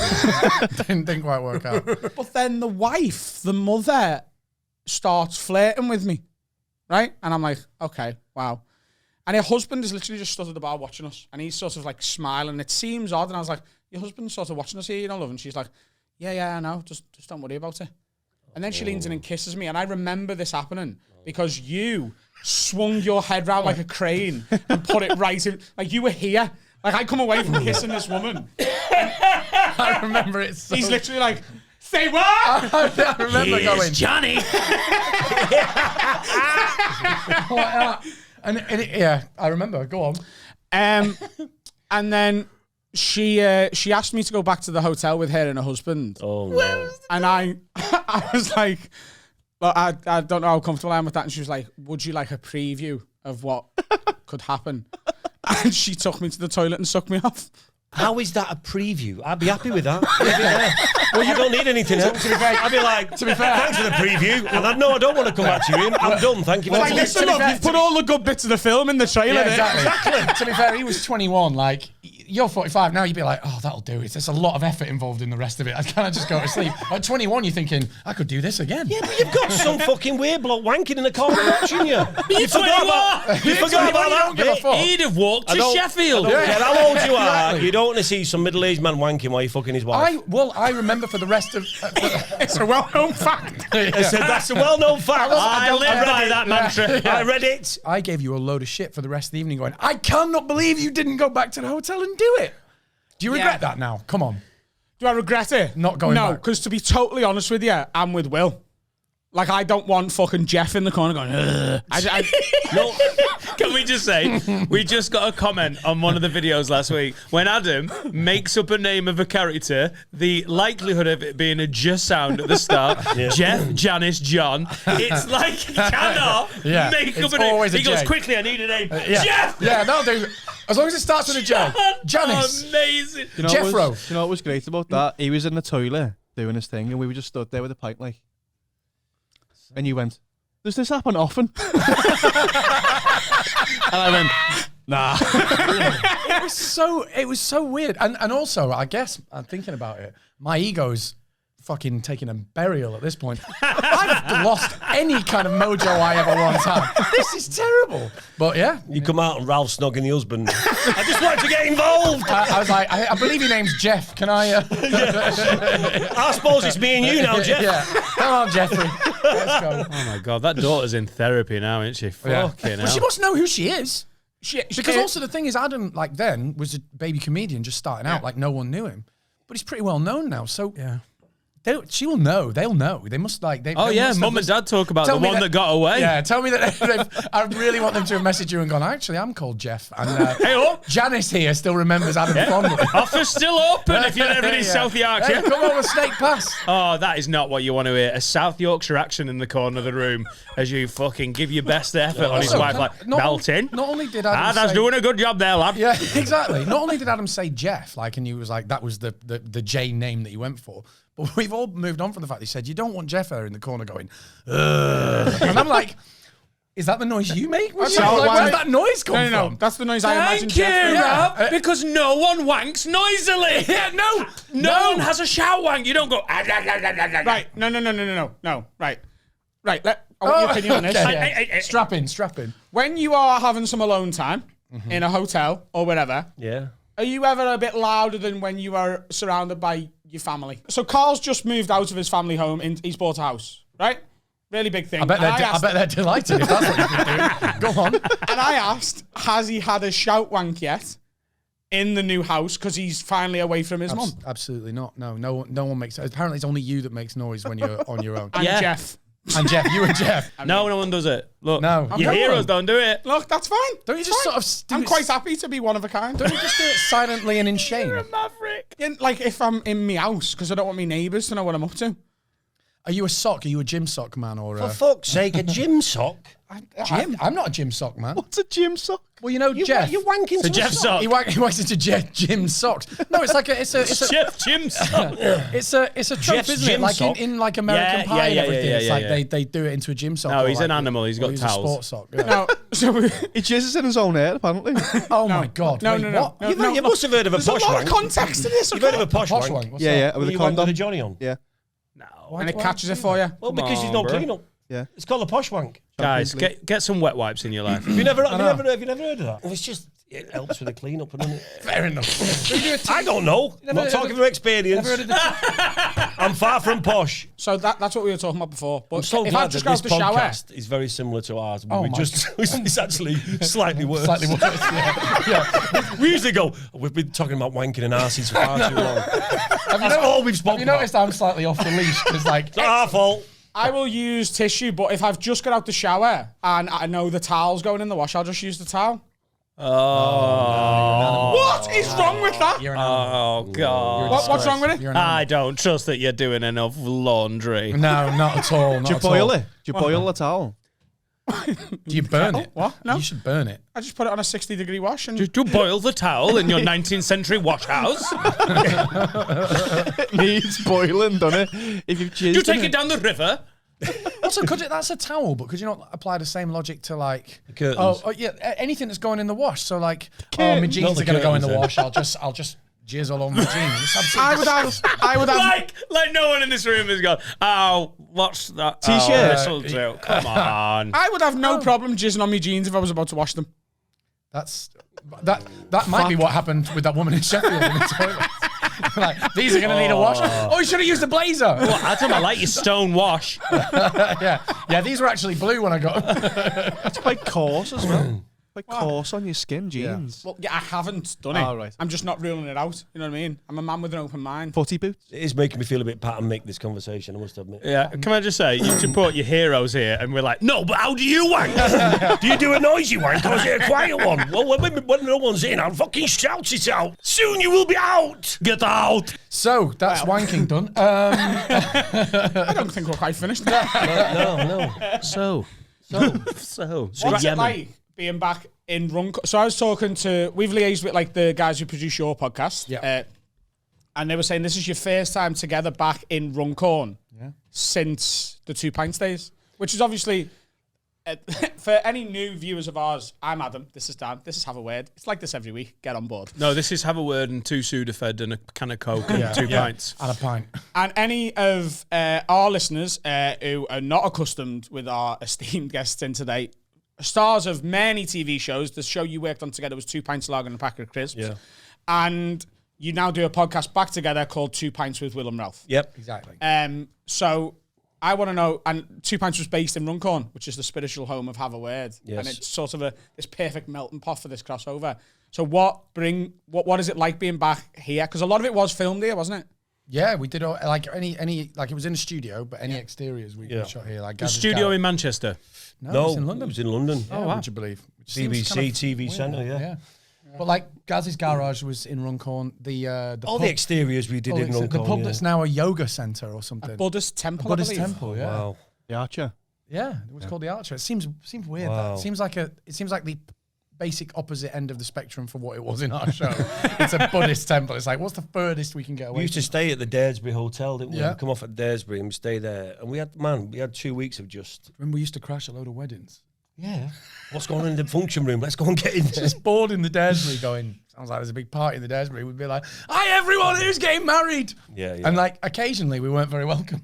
No. Fuck off. Yeah. I'd love to crash a wedding, you know. Yeah. Like at a hotel and just like act as if like, oh yeah, I live next door. Like just try and blend in with the crowd. It works better if you're on TV, though, doesn't it? Because otherwise, you're just a bloke crashing a wedding and everyone's like, why is he here? If they're like, hey! No, but hey, who's this guy? Why are his jeans all crispy? That's weird. I think it'd be a lot better to be completely anonymous and try and get through the whole wedding. Not like being we're crashing the wedding, but try and actually assimilate Get with away the with crowd it. and have like the bride's father like invite you for dinner, like, you know, win him round. Like on Wedding Crashers. I haven't seen the film. Yeah. Never seen Just describe the plot though. Yeah. That's it. Here we go. You've never seen I feel like you might have brain- seen the film. I've got the brain of a Hollywood movie writer. That's what I've just learned. Get that jacket on, see what you can do. No, we had some good times in Runcorn. Everyone used to come out when we were filming because obviously it was like, I think it's probably the only thing that's come out of Runcorn TV-wise. They were proud. But no, it was great. And remember, we've spoke about this before when we did early stages of our first series of the pod was some strange things you'd see, like The woman with the a woman parrot. with a parrot on her shoulder that had no feathers, eating chips. The baldest parrot you've ever seen. She'd say tight and go, "Tcha!"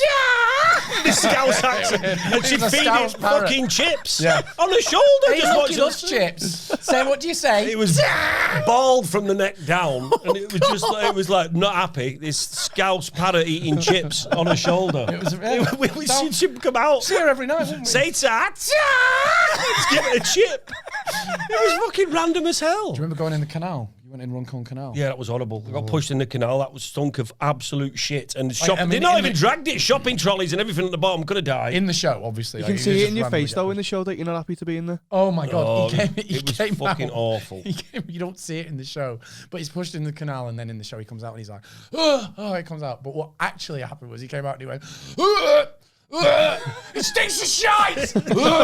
Like for about Honestly, 3 minutes, it was and he couldn't get horrible. out. I was Shopping trolleys dying. and fucking all sorts in there. Man, I was thinking my head went under that. Oh yeah, they proper went in. And I remember as well, we were filming one of the garage scenes, and we obviously used the exterior of the garage, and it's a real garage, but obviously we rent it off the guy and all that. Anyway, as you walk in, they cut, and then they'll cut to the studio, obviously, and then we're in the set. And it's one day, I'm walking in, and they have to, and they said, what we need to be doing is, as if you're bringing something like mechanical or whatever. So I found a little box or something. It was like an empty box. So I put it under my arm, and I'm walking. This fucking bloke comes running across the road and grabs hold of me. Hey, get off me stuff! I went, what are you talking about? That's my stuff. That's my garage. That's my stuff. I said, can someone have a fucking word with this bloke here? There's a whole camera crew and Camera everything. crew. He had to go and get his son. Fucking idiot who owned the garage and thought I was robbing shit. I said, I'm actually bringing it in. That's the opposite of fucking robbing it. So I've just Giving you used something. Exactly. And we rented it off you. You know we're supposed to How be did here. you not know? Oh, fucking idiot. We're in the middle of a take and I go, can someone get this fucking idiot here, please? Just a really, really overzealous Fucking extra dream who's up. like, this is my chance to show me skills. Yeah, there's a story about that. Was it on Emmerdale? I can't remember. I'm probably going to get this wrong, but there's some old story about how one of the lads on Emmerdale years ago got in one of the extras and started winding him up. Just Oh, yeah, being a I've- bit. yeah, of a dick. yeah, Do you remember? yeah. And it's a bit harsh, really, but it's funny. Like this extra's like, so so I'm really into hoping to get into acting. It's my first day as an extra, but I'm really hoping to be an actor. And sort of went up and was like socializing with like all the actors, which is actually fine. You don't really do it, but there's no reason why not, right? So one of the lads on Emmerdale, I forget who, was like, well, if you want to get in, what the key is, like, just always think of a way to get noticed. So, so just Throw something in. So throw something in, right? This extra's supposed to be waiting at a bus stop, and they go, okay, action. He's like, oh, looks at the bus. Extra goes, terrible these timetables, aren't they? Should be here within the hour. Cut! Who the fuck's that? And also should be here within the hour. Within an hour. How long do they think the take's going to last? Just going to stand there for 55 minutes. Bless. I don't think they worked again. There's a story. We can't name the two of the comics involved in the story because we told the story early on and we had to cut it out. But it's on the sort of similar thing. There's a tradition at the Comedy Store in London of the pro acts winding the open spots up. The guy doing the spot I was doing the night we met. Yeah. Like winding them up and making their life difficult. So, the comedian Paul Chowdhury, right? So his opening line for years has been, what's happening, white people, right? And he was on the bill later on in the show, but wasn't quite at the venue yet. So the compere goes up to the new comedian who happens to be Asian as well and says, how you feeling? And he's like, oh, well, really nervous, it's the Comedy Store, big chance, want to be in with this club, blah, blah, blah. And he goes, what's your opening line? Opening line's the most important thing here. Like, if you get them, you've got them. Yeah. And he goes, oh, I'm quite a slow build. He goes, it's not going to work here. You're going to need a big opening line. And look, I've got one for you. Got one for you. I think if you just walk out and just go, what's happening, white people? That'll get a laugh and you'll be in. Oh, man. So this new act goes on and goes, what's happening, white people? Smashes it. Big gig. Paul Chowdhury's at the back of the room. Been using that line for 15 years. Happy. Comes straight into the green room and goes, that's my line. And the guy goes, it was him. He told me to do it. But by the time he's done that, the compare's fucked off. Just leaves this guy in the green room with a very, very, very angry Paul Chowdhury. How long ago was this? Years ago. Was it Ramesh? No. Just asking. I want to name. I want you to name names. Know your place. Extra at the bus stop. Young Asian open spot. I want to ask you about. We have talked to a lot of comedians we've spoken to. We spoke to recently. Lulu Popwell, Darryl O'Brien, Russell Howard, and one of the reasons we talked and sort of got chatting over a beer all those years ago, and I've been banging on about the idea of trying stand up for years and never done it. And part of it's because I'm lazy, part of it's because I guess I'm scared. I've just never bothered to do it. And Will's similar, right? We had this conversation. Yeah. You've always toyed with the idea, and neither of us have ever done it. You look a lot more scared than him when this conversation. No, because it's one of them things, I feel like I want to do it. It's a difficult thing. If you're an actor and you just suddenly go, well, I'll do a bit of comedy. You just worry that the comedians who have fucking slogged their way just don't. Yeah. They don't think you're going to come in and just because you got a profile, jump straight into the Comedy Store. Well, if we walked on stage now, so we'd you have just baggage like with us, you right, feel a bit like, And people know you, and people know what you've been in, and So it's not easy. It's actually easy. Easy being unknown. Yeah, you kind of Exactly. almost don't want to walk on and be like, Because if you have a bad hey, one, I think, you can just slip into the night and you're gone. yeah, And then you go and lick your wounds and learn from it. It's harder if you've got a name. Specifically, what's your question? And I'll do my best to answer. Well, I've asked all the comedians this. Like, I guess we met when you were very, very early on in your career, and it was a big open spot. It wouldn't have been your first ever gig, but I guess your first ever gig, were you not absolutely shitting it about bombing? And follow-up question: what's your worst? When have you died the worst? You must have absolutely bombed. So first gig, I was definitely very, very nervous, but we've covered it on Have a Word before. I did a gig in a nightclub in Liverpool, which is not there anymore, called Envy. There was 32 people there. 28 of them were my friends. 2 of them were Hungarian tourists who literally just got dragged in off the street and didn't know what the fuck was happening. And 2 of them were the only 2 people who would have been there if there wasn't a trip from Hungary and my friends in the room. Right. The gig went in my head well. I can't watch it back anymore because it's abysmal. Right. And the stand-up is really, really bad. You were 18. I was 18. 20. What? Like, you're not even aware of damage that could be done. You're like, I want to do it. Yeah. It's a very different Fearless, deal at that age, really. than when you're in your 30s or 40s. So you've got more pride, I suppose. Just you get scared as you get older, I think, about a lot of things. But like this kind of thing, this is one that I think I worry that because we've been talking vaguely for our podcast about the idea of maybe trying to stand up as a kind of Will versus Ralf thing. But we would love to be involved in that show if you'd like. Me. I'd rather do a skydive. Yeah, it's hard, isn't it? But it's one of them. I think it's, as far as I'm concerned, I've been writing stuff down, stuff that makes me laugh, and I think, well, if I find it funny, then hopefully other people will, but that's not the case. But if you're at that stage, though, so I'll answer the death question in a minute. If you're at that stage, you're going to do it. This doesn't go away. Hang on. This itch does not go Mate, away. I've got reams of notes on my phone that I've been taking for 20 years of This stuff should that be would our second crossover.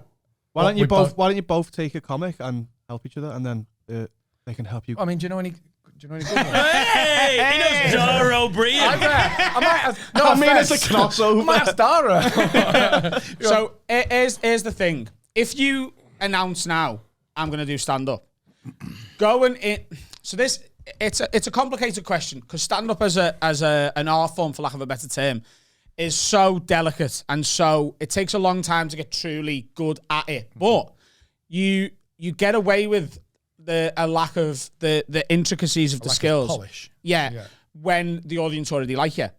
Now, if you guys are sort of so famous that most club audiences in the UK, if you walked on, would be like, oh, it's that guy from that thing.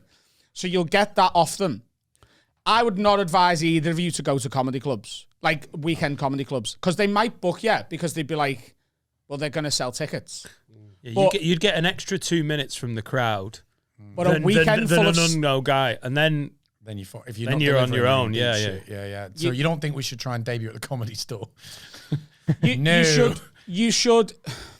There'll be open mic nights that are not open mic. They're sort of new material nights. So they're like the type of gift that Dara and Russell and even me and Dan would go to go, oh, we're working through material and we can get on. Yeah. So like there's a comedy club in Liverpool called Hot Water. They do new material nights on Mondays and Wednesdays and Sundays. I've just started one in Liverpool on a Tuesday. It's the kind of thing where it's really, really relaxed. It's who's going out to watch comedy on a Tuesday? It's comedy fans, it's podcast fans, it's comedy geeks, not slagging them off, but it's people who really like the stand-up. They're not there for like, fucking Phil's like stag do or To be fair, or Tracy's birthday. This as a Will versus Ralf. That's what we got to do it. Yeah. We'll do it as a second crossover. We'll do it at your place. Yeah. Oh my It's- God. it's- It's so perfect for it. 80, 90 seats, intimate sound, Tuesday night. I've just got a bit scared that we've even said that. Like, my heart's pounding now. We've got a tour coming up, a podcast tour. We have no idea what we can say. I love it. Scared shitless. So We I did don't- our Christmas special live show in Liverpool and we were planning it in the pub 3 hours before it started. Fucking hell. Yeah, but we've got 3 weeks of dates. If we even have a good first night, we're like, right, what are we going to do next night? Yeah, we're conscious of that. We haven't put a tour of the podcast together yet. We're trying to funnel all the touring from this into our solo stand-up tours. But funny. Like, half of the battle with brand new comics is they don't know which way the audience is, which way they're looking, how to hold a mic. Yeah. They haven't got a performer or the confidence. You've acted. You've done comedy acting. Yeah. You've got so many of the initial ticks. Also, you're not kids who don't know what you're saying. Yeah. You've got an idea of what you like.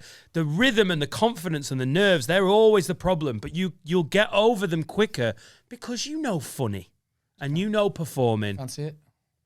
Well, I watched RuPaul's Drag Race the other day, and I thought, why don't we both see who's the best drag queen? Okay. Will versus Ralf. We can do it on the same night, by the way. on the same night. Can we do that at your club? Just a whole different thing. Yeah, no, I mean, it's one of them things, man. We'll give it some It's a thought, bucket but list thing, isn't it? It's an interesting idea, isn't it? If the itch is there, you will scratch it eventually. Yeah. But, yeah, so here's my advice just from experience. Yeah. Because it's not the same thing. But here's what's happening at the minute. There's a sort of revolution going on with how comedians sort of sell tickets and how they get a profile enough. And you've obviously already got a profile to be able to sell these thousands of tickets for tour shows.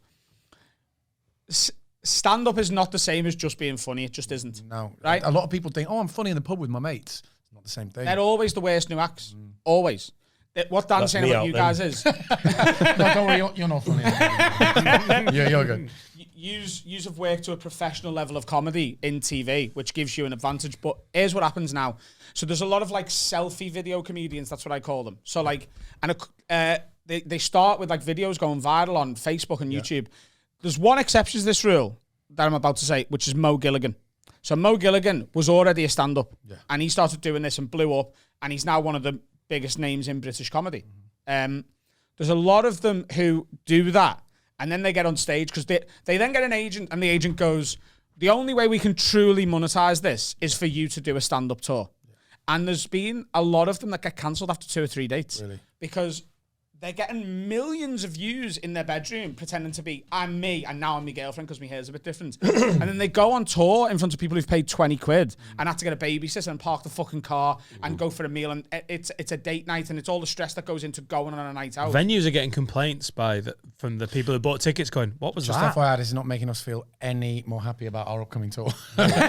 People are paying money, got a babysitter. Oh, shit. No, but He'll sing Mustang Sally, it'll be fine.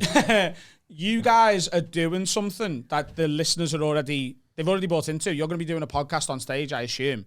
Like, these people are going from selfie videos to trying to do stand-up. And in a live room, watching a stand-up comic, it's so instant. What's interesting for me, I've got a couple of jokes in my new tour show that at the minute, they get a 7 out of 10 laugh. And I would normally kill them. I'd normally get rid of them and be like, they're not good enough. I need to get better jokes for whatever.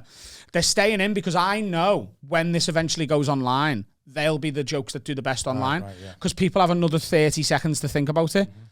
It's the instant, you've got to make them laugh within half a second of saying whatever you say. And that's what these influencer selfie video comedians are just not accustomed to doing. When you've done your live shows, you did one, I know you did one live podcast on stage. Did you just sit down and do what you do here, just sitting down and chewing the fat, or did you stand up in the first half? We've done 4 proper live shows, haven't we? 2 at Hot Water, 1 at Content in Liverpool, and 1 at the Underbelly Festival. Because what we want to do, because of what you just said about people are paying, like we could just turn up and we could just sit and do our podcast, and maybe get a guest or whatever. We could.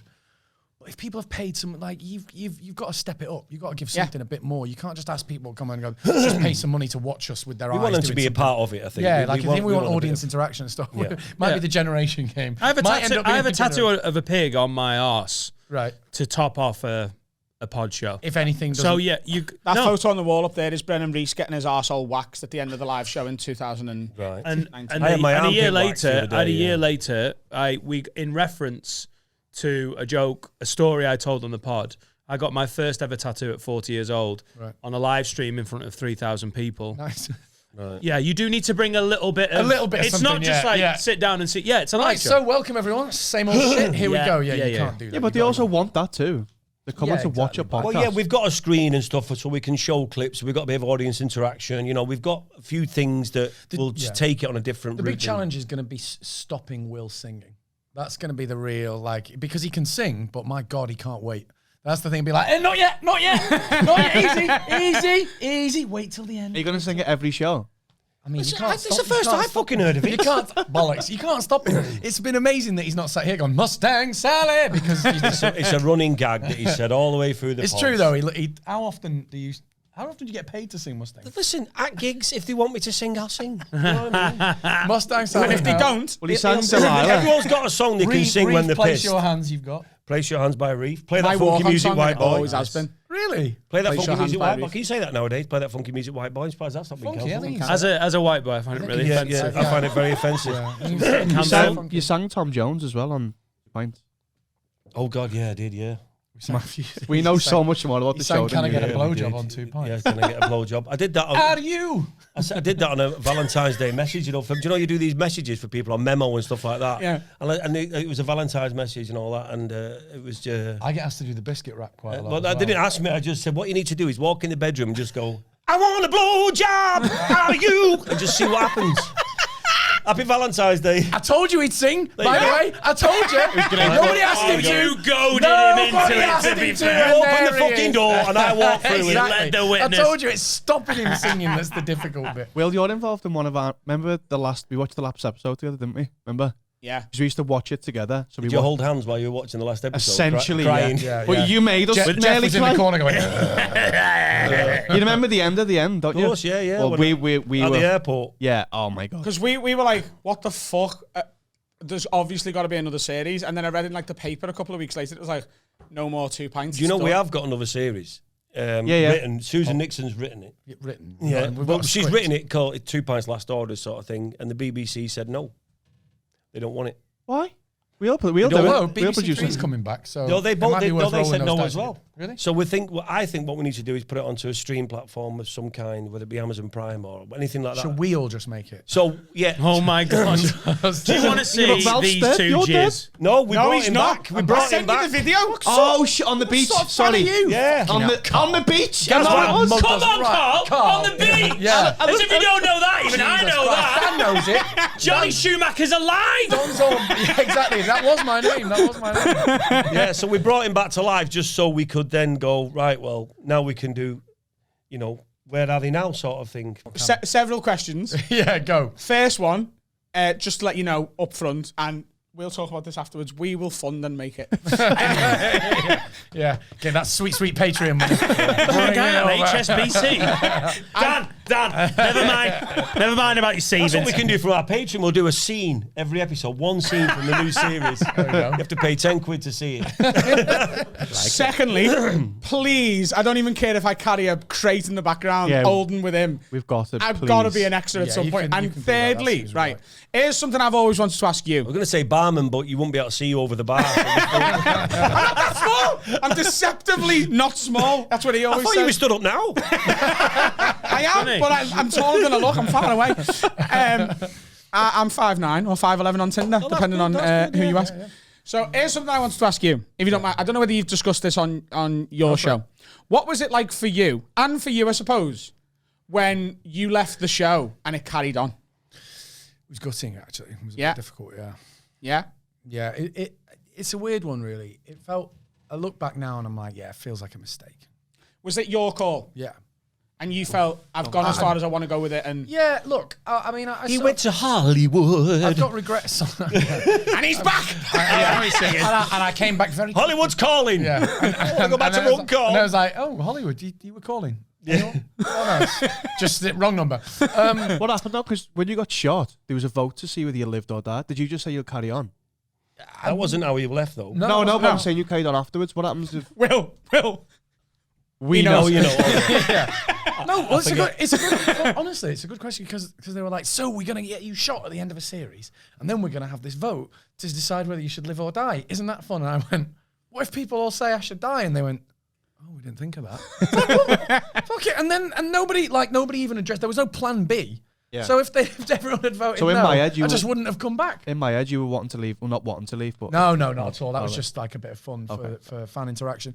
No, There's a Runcorn shooting on 2 Pints of Lager and a packet of there crisps. is, yeah. just Oh, watched did it. they- But by did the someone castle. watch The Wire and get a bit That was carried the away? first crossover they ever did. It was 2 Pints and Brookside. They did a Yeah, crossover exactly, there. yeah. Jimmy Corkhill turned up and was like, you phoned the busies, bang. What Yeah. did you have in your That was hand buried that under they the thought pasta. was a gun? Crunchy. It's just a crunchy. Yeah, they went, put the gun down. I went, what? And then there's right on the top of by the castle. I'm going, what? And all the airs, there's a helicopter. Like, it was amazing. It was a fucking air police helicopter, and they blew the budget on it. We didn't get paid. And they went, put the gun down, Mr. Keogh. And I went, what gun? They went, there's a gun in your pocket. And I went, gun? Oh no, this is just a crunchy, which is just so stupid. And I pulled out this crunchy and Shot him, yeah. shot. And that was the end of the series. I mean, it was good, wasn't it? To be fair. We did some brave things on 2 We did Pints. some mad things on 2 Pints, and I don't think, if I'm really honest, that I appreciated how good it was at the time. I did. When it finished, I cried. The last episode, we filmed it, and the scene where you see Gaz and Donna at the airport, we'd already pre-shot that, so we did the studio audience stuff, and then we came out and watched it sort of with the audience. We had a bit of a glass of champagne. It finished, and the audience all stood up clapping, and I looked round at the sets, and I thought, we're not going to do this again. Yeah. And it proper hit me. Yeah. I got all upset and was crying, and my wife run down from the audience and hugged me and stuff, and it was just weird that I didn't see it coming, that it had that much effect on me, that I'm not going to do this again. How long did you do it for? 10 years. He did it for 10 years. I did it Jeez. for 7. 9 series, 10 years. But it was the end. It was a natural end, but it's just when you realise. I said to Susan Nickson the other day, because she came on the pod, and her and Kathryn come on, and we was, I was saying to her, what happened to the sets? And all they just Destroyed. burnt them. I mean, they just And do it that. killed me. I was Yeah, like, yeah, what? it's They're horrible. not. I have this image in my mind that they're stuck away somewhere in case we come back. And Do you know what occurred to me? Side note, as I was on the way to Runcorn today on the train, we never asked Susan, and I'm still desperate to know, What is that lyric? Is it flakies, KPs? Like, no one knows. It's flaky, isn't it? It changes though, doesn't it? It's KPs, it's nuts, in it? No. No one it's knows. Do you not. guys are like a packet of nuts? Wasn't it plain cheese? You're supposed to be a fan. Plain No, but cheese, he thought. Plain No, cheese. No, I thought it was flakies in the first like 4 seasons, then it changes to plain cheese, doesn't it? I don't KPs know. stay I crisp don't as think well, the didn't song's they? changed. I don't know that anyone actually knows the answer. So the end of the end of the intro song is, show called I'll Two have Pints a of Lager and a pint Packet of of Crisps. lager, please. Yeah. And a pack of Flakies. KPs, It's not nuts. plain cheese. But I thought it was flakies. Yes, but I thought it please. changed. We used to Like, no one knows. We used to finish scenes and we go while we was in front of the audience. So they go, I love it, yeah. That's that scene complete. We go we walk off. Yeah, it was fun. I don't think I realised it was as good as it was, and as brave, and as I mean, everyone knew it was silly, but it was silly in a kind of like a really fearless way. I think And it's don't the think I type realised of that. the And when type of telly that hasn't been made for a while for me. And like for me and him, sort of being 17, 18, 19 and being from Liverpool. And although Runcorn, you know, is a different town to Liverpool and whatever, especially the scenes with you two in the pub Yeah. and watching, you were just us, but on the, like, because there was no like, it felt real. The type of things you would say to him and he would say to you as in your characters. We invented the pie. Oh yeah, we said that, They were didn't always you? our favourite scenes, weren't they? Well, Like the number of times we Like working class comedy that doesn't punch down. Yeah, please. That can we're we- like, oh, aren't Yeah. they're thick? Like, Yeah, well, Yeah. it was just like there was just- not even any yeah. question of that. It was like, this is what lads talk about in the pub. Just Yeah. nonsense, just absolute nonsense. oh, we're doing very well Well, with that chat. Yeah. Yeah, well, you know, just talking about like who invented the pie and why, and Yeah. a lot of wanking chat, which, as we know, is not what lads talk about at all. But you know, so yeah, I don't think I realised it was as good. And when I left, to be honest, it wasn't because I was like, oh, I'm going to Hollywood. Although it was like, well, I'll give that a roll of dice because why not? But it was more, I'd grown when I was 18, 19, 20. It's like, you know, things like empires had crumbled, like you know, Robbie Williams had left Take That and so on. It wasn't like that's not even the right analogy. I just thought maybe it's time to move on, and I think that was a really bad choice looking back. It didn't. It wasn't like a career ruining thing to do. But I was like, why don't I just carry on with the guys? Like we were having such a good time, and for some reason, I kind of It was never the same as well. For some reason, I once he broke up the left, band. it started to slide. I think the and, show. and sometimes, you know, you leave something like that because there's some tension or people aren't getting. There was a lot of along. negative press around it as well. If you got to remember, Well, that's true. There was a lot of people that didn't. You know, they sort of. It was a bit of a. What would you say? It was a slanderous word to say. You liked 2 pints. You know, we had a massive following. There was a snobbery around it. People used to refer to it, if anything, as a guilty pleasure. I fucking hate that term. Yeah, It's yeah, like, exactly. No, if people like it, they like it. But look, to be honest, as well, God, this is like therapy. I've never really talked about this much. But since you ask, I came from the royal family, which was my big break in TV. Incredible as well. It was the most well-received. It would be harder, other than The Office, it'd be harder to imagine a more overnight huge success that was adored by everyone. And I did that, and all the critics loved it. And it was like, ta-da, and I hosted the first ever GQ Awards. First ever GQ Men of the Year Awards I hosted at 21 years old. It was insane. And then started 2 Pints. And it was great fun and everyone loved it, but the critics fucking hated it. And I remember GQ went, yeah, we don't want you back because you're in that show and we think it's shit. Like, I remember that. And that always, I guess, stuck with me. So even though I loved doing the show, I loved hanging out with my mates and we did all Felt that. sneered at. I felt a bit sneered at having come from something that was so universally adored. And I look back now and I wish I'd have just gone, I don't give a shit. But Yeah, I think- cared too much about that in a way that I really regret now. We've got, with Have a Word, we've got so many comedians who love this. And we're in a position now because of the listenership and how big it is. We've given our comedian mates the chance, come on, have a go. And, you know, they notice we've had comedians tell us this is better than doing telly, like for sales and new followers and stuff like that.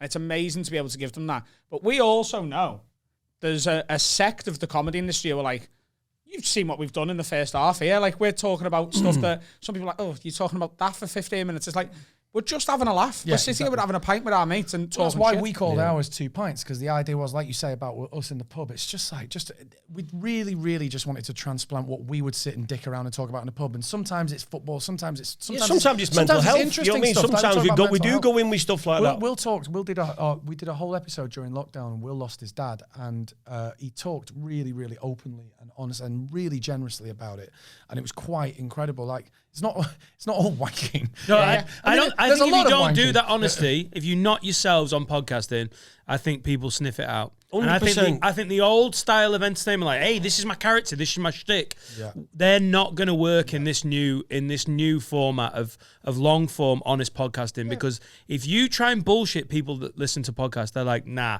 I can fucking hear that you're a fake. I think you've got to for all the moments of like we take the piss and we go past the line. We've talked about all sorts of like honest stuff about like our lives, our history and everything. It's massively important. I feel a little bad. I think I was part of that snobbery against 2 pints. And it's weird now that we work so closely, obviously we've become best mates, and the adoration and the love that these 10 years younger than me, I was a bit older. We've watched clips in here, and I've watched it through a different lens. Yeah. I've watched it through the lens of my respect and love for Carl and Adam, who love that show. And we just watched the clip before, and I was like, "That's a fucking funny clip." To be fair, but Dan, when I was 23, 24, I was like, I was like the Mighty Boosh, Curb Your Enthusiasm. Me You know, too. like But that's fine though, isn't it? Yeah. That's what I mean. It's subject to opinion, and I think that it does divide opinions when you've had that kind of comedy. But we had the following we did have was they adored it. You know what I mean? It wasn't like we liked it; they loved it. Yeah. But then the people who didn't like it hated it. So that's like this pod. It's kind of like the pod. Yeah, but also, and not to go too sort of political on it, and I don't like bringing up sort of, it's about this and whatever, and I'm not lumping Dan in with this. There's definitely an element of classism to it. There just is. There's an element, like, working class people will have loved that show because it is literally a documentary of their lives. It's, I work in a garage, my mate's unemployed, we're always having maids with our birds. Like a hyper but we can sit in the pub and talk it. about who invented the pie. And it gives you a break from... My butler loved it. Butler loved it. Jim's like, you can watch it downstairs. Yeah, exactly. Get down. More cake. Yeah. Walk in the fridge. Walk in the fridge, Michael. Yeah, I know. Well, do you know what? Also, like, you look back now, and I do look back with sort of without that lens of going, what did the critics think and this and that, and look, some bits of it wasn't even hit and miss. It was just so out there that some bits just didn't click in the way that other bits did, right? Which I don't think is necessarily the same as saying it's hit and miss, because it was pretty fucking good. But there are some bits where I go, that is legit fun. Like, it's look back now and I go, that is legit funny. Like, can I ask you a question? Yeah. Both of you, please. Yeah. So we'll start with Will. Yeah. And it might be the same answer. I'm just interested to know, because obviously I can tell from talking to both of you how much you love doing it. Is there a favourite either episode or ideally scene that you remember that was like... Because I've got mine. Oh, we've got ours. It's the same. Yeah. But I mean... musical episode. The musical episode. Probably, but we can put that aside, like, because that is, in of itself, that was amazing. By the way, the scary episode scared the shit out of it did a lot of people... time. And do you know why that did? It made people feel... Because there was no laughter track on That's it what at it is. all. It's fucking So terrifying. usually it's live audience. There was none of that on it. And... When 2 Pints did go for it, they went for it. You know, the musical episode was on such a low budget, but the director made it look amazing. We parodied like 12 or 13 huge multi-million budget music videos. We parodied 12 or 13 of them for no money in about 6 days. Like, it was unbelievable. And we're, getting dressed up and singing and pissing about. I mean, me and him doing the biscuit rap when we had that. And the biscuit rap Keep is any still bitch, I got my rich tea. Which tea? Which I rewrote. I rewrote. He rewrote most of that. and being in the recording studio doing the songs, just pissing ourselves. It was just like, Remember doing the biscuit rap in one take? I don't remember it. I did like a few improvisations at the end, sounding like ludicrous. My favourite song in the musical episode is when you're trying to convince him to go out for a drink. Oh yeah. We'll all get pissed and have a fight. It's ace. Smile at the end of it. It's ace. Well, we used that picture as a reaction meme for anything. Our Twitter followers know that. So my favourite scene, it's 3 scenes from the same episode. Is in the episode Dresses, Dresses, Dresses, where you find the keg. yeah. haven't Blue had beer. It's barrel wash gas. It's barrel wash. It's blue beer. You know, we couldn't film that. Do you know we were pissing overran that ourselves. day by about half an hour, and all the crew had to Carrying go that home barrel down the because street. could not We stop know that. we know the song that you sang. Yeah. The bit for me No, is I'm going to think of Joe Go Guest. be that is brave. literally Joe Guest. exactly what he says. But the bit for me, and it's just a subtle scene. If you ever go back and watch it, you'll see exactly what I mean. When you've failed to open the keg and you run at it to have a fight with it, and it cuts to your face. Am I laughing? No, you look genuinely worried for your mate's mental health. It's either the most perfect bit of acting I've ever seen, or it was not in the script, and you're like, what are you doing? Yeah, he just ran at it. I probably was that. Oh, Do you remember? I can't believe the number of times we cut to things, and I'm like, I'm just openly laughing. How have they kept that in? How can you use that? Yeah, it was bad. There must have been a lot, because I've seen some outtakes when they used to be on BBC Three, but there must have been a lot. Oh yeah, Like the number one is when the noise you noise make. Donna makes when she comes and you have to leave. That one. Well, thing is, I changed it because the night before I was thinking, right, in rehearsals I did a different noise, and I thought, tonight. But I got used to it in rehearsals. It took us 4 days of him going. She goes, ooh, and I was doing like, all these okay, I different- understand that noise now. That's fine. And I thought, like, I'm going to change it tonight when we do this thingy. And then it came out, and I did this. And I looked at them, and Ralph's just crying. Sheridan's pissing herself. It took us, I mean, literally. Do you know, it goes from everyone's laughing, then it gets serious going, no, listen, we're going to run out of time Even for the the studio. audience is shifting in the seats going, come on, lads. I had to do the scene without them there. They had to leave. They got thrown off the set. I had to do it to nobody because we couldn't stop. You had to move the audience out. No, Ralph, all right, But Ralph's even the there. audience was like, please get this right. Ralph We wanna sat go there, on. Sheridan's there, and they had to get rid of him because I couldn't look at How him. many takes do you think? Oh, over 12, 14, least 15 yeah. takes. I mean, and there was some times where I didn't even get to speak, and Ralph's just got snot and tears, and I'm going, and action. I'm going, he's pissing himself. He's not even started Literally a bit yet. where you hear someone go action and he just points his cameras on him. He's got his shoulders like this. And he comes to me, I'm going. Which take is it where the director starts getting pissed? Is it like it's take like- 4 or 5? Yeah, Five it or was the six, floor the manager. manager's like, okay, guys, come on. And we're like, on we're now. trying. It's like being in detention and you can't stop. And the more sniggering. serious they get, the funnier Oh, it man, gets. it was bad. We don't. I mean, there was so many. I mean, when I wore the fat suit, I had so much fun with that. Oh my god! I had to be makeup for like 3 or 4 hours in the morning, getting at like 6, be on set for be at 5, get on set for 8, and the fat suit when I put it on, and it made me act different. I felt different in it whole with the body fat language and everything is Everything. amazing. I was sat there. Natalie Casey would come in and she'd do a scene. She'd go, "I fucking hate fat guys," because I'd just be audible. I'd just be like picking my nose, scratching my ass. And Also, just like, It's a method actor. you know, talking it about makes it. I went out to the shops in it. I was filming on, and I said, I'm just going to go to the shop, see if anyone recognises it. The way people were looking at me like I was disgusting. I thought, is this how it feels to be? Yeah, you went, I can have a Diet Coke. You're like, fuck. It's a fucking Diet Coke. Go and get a fucking kebab and fuck off. They funnily talking about like the way different people felt about it and that kind of snobbery and whatever. There's this. I perceive, maybe I'm right or wrong. I don't know if I'm right or wrong, but I perceive that now there's a sort of slight looking back at it retrospectively, kind of like I do, and go, that's better than I thought it was. A nostalgia. Yeah, Like but also an appreciation for like, you know, doing a musical episode and a horror episode and just a live episode. a live Doing episode. 9 seasons, Well, did you say? Exactly, yeah. Fucking all that hell. kind of shit. What gets gets 9 commissioned for Well, exactly. that's amazing. So like there was this, I was in some fancy London club last night and like some fancy London bar because I was out last night as well. But I've manned up and I'm having a beer. Whose premiere was it? Yeah, it was nobody's. I'm And afraid. Tom Ferdinand. Yeah. It's exciting. But this guy came up to me and he was like, really kind of posh guy. Like we said, it was a class thing, but like you just never know. Sorry, I can't get that That Anton documentary out Ferdinand's my head. premiere. I nearly went Lee Carsley. Just Anton Ferdinand just looking to camera for 2 hours going, my brother did really well, actually. Didn't quite work out as well for me, but you know. John Terry's a cunt. Anyway, this guy came up to me and he was quite a posh fella, and he was like, hey, just to say I'm a big fan. I was like, oh, thank you very much. He goes, yeah, that bit in 2 Pints, I still watch where Fat Gaz wanked himself thin. I still watch it on a weekly basis and it makes me laugh. And I was like, that is literally the last thing I thought you were going to say. That's the one episode I told my mum not to watch. I went, Mum, you don't have to watch it this week. She's, I'm watching it. It's all right. I know what goes on. I said, you don't. The bit where Munch has to duck because your jizz. My flies jizz past hits the him. dartboard. To the theme this of Rocky day music. He's the Mickey out of Rocky. and he's sort of. It's one of the silliest things I've ever seen in my, and it still tickles me. But did she watch it? Yeah, she watched everything. I was saying this the other day. You know what proud parents are like? How they they watch everything, or they'll and I'll say don't watch this because it's a bit of language. You want to do celebrity juice or anything? I say, Mum, it's a bit base. Well, my dad, I did a photo shoot. Did you see you on Celebrity Juice fingering a melon? Yeah, I was fingering a melon. Yeah. Well, I had half a melon between my legs, and I had to try and find the penny in the melon so it looked like you were blasting yourself. And my dad's watching it, Show going, the face that you pulled. "Oh, it's terrible! It's terrible." But anyway, we had absolutely random. Proud parents. So there was this one time when I did a.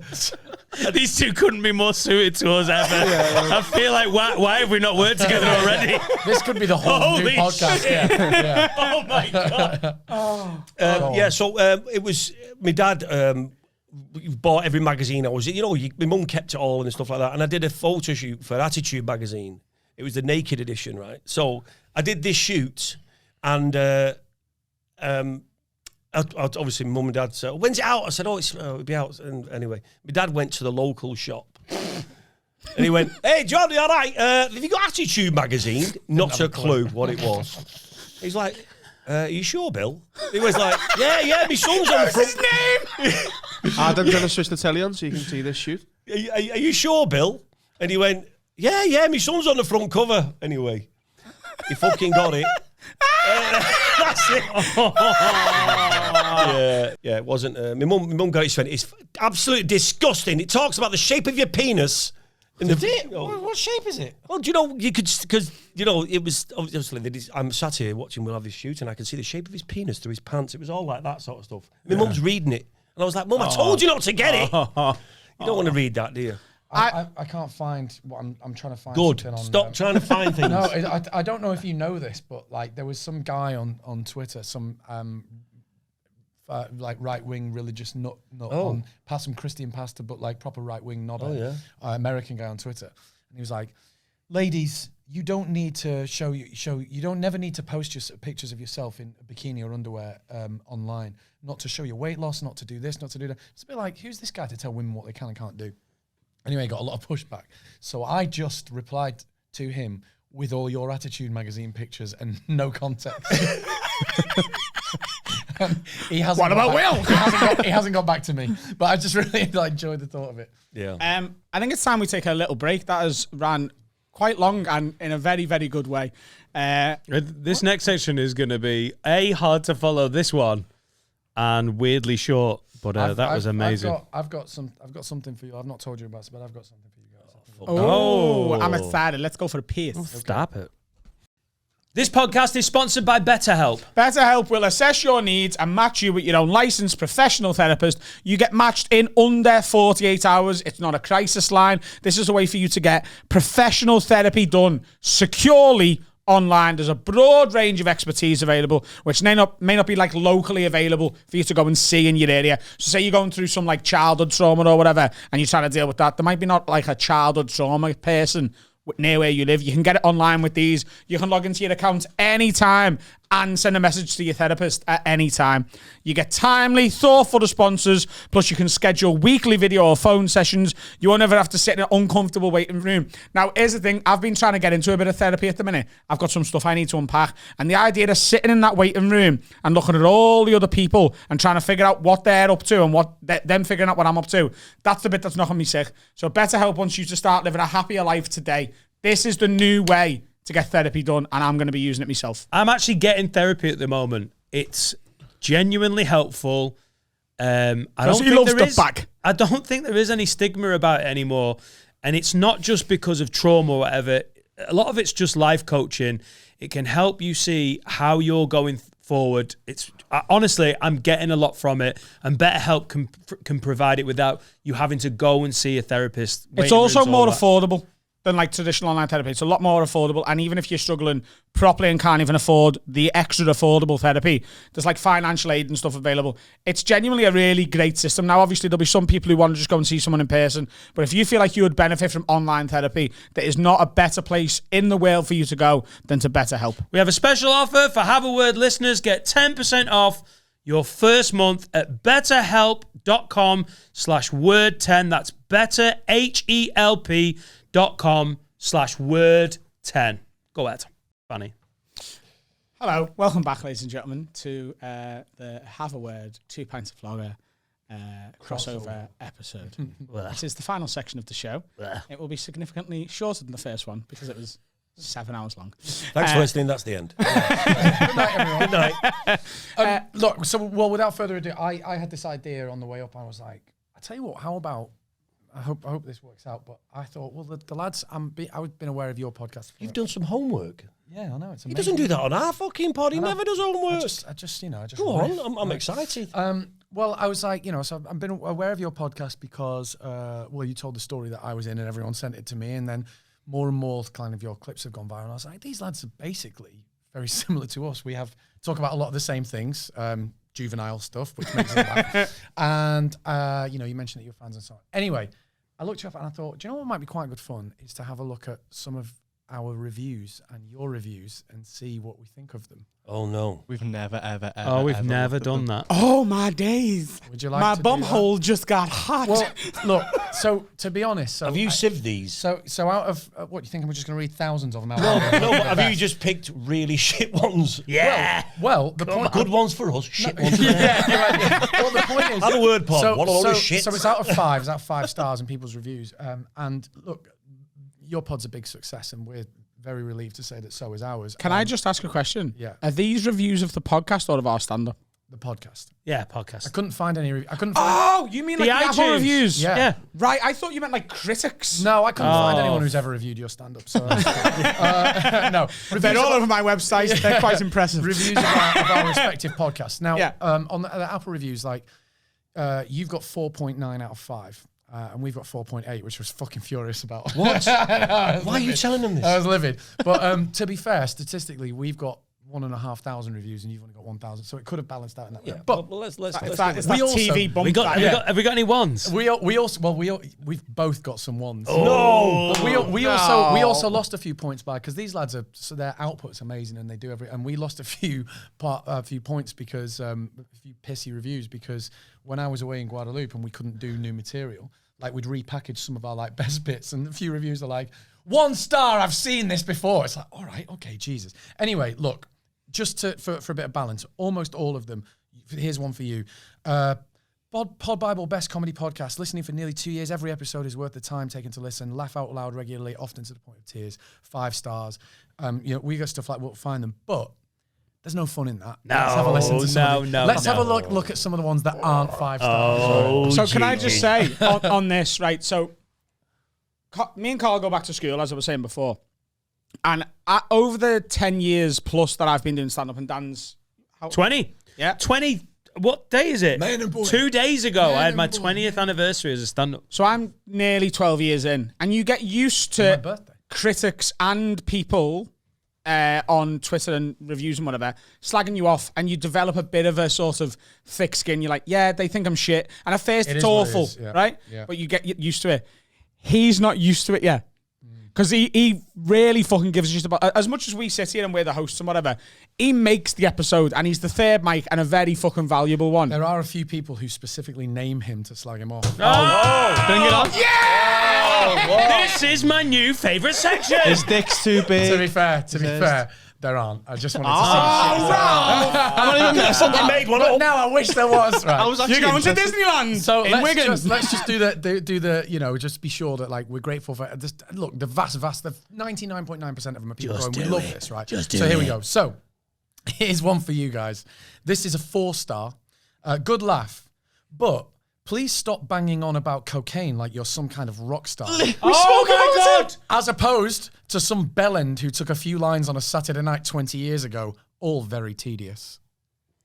So, We spoke about this. so I literally brought this up in the Patreon episode this week. Right. Someone commented that, and like, it's just so unnecessarily like eggy.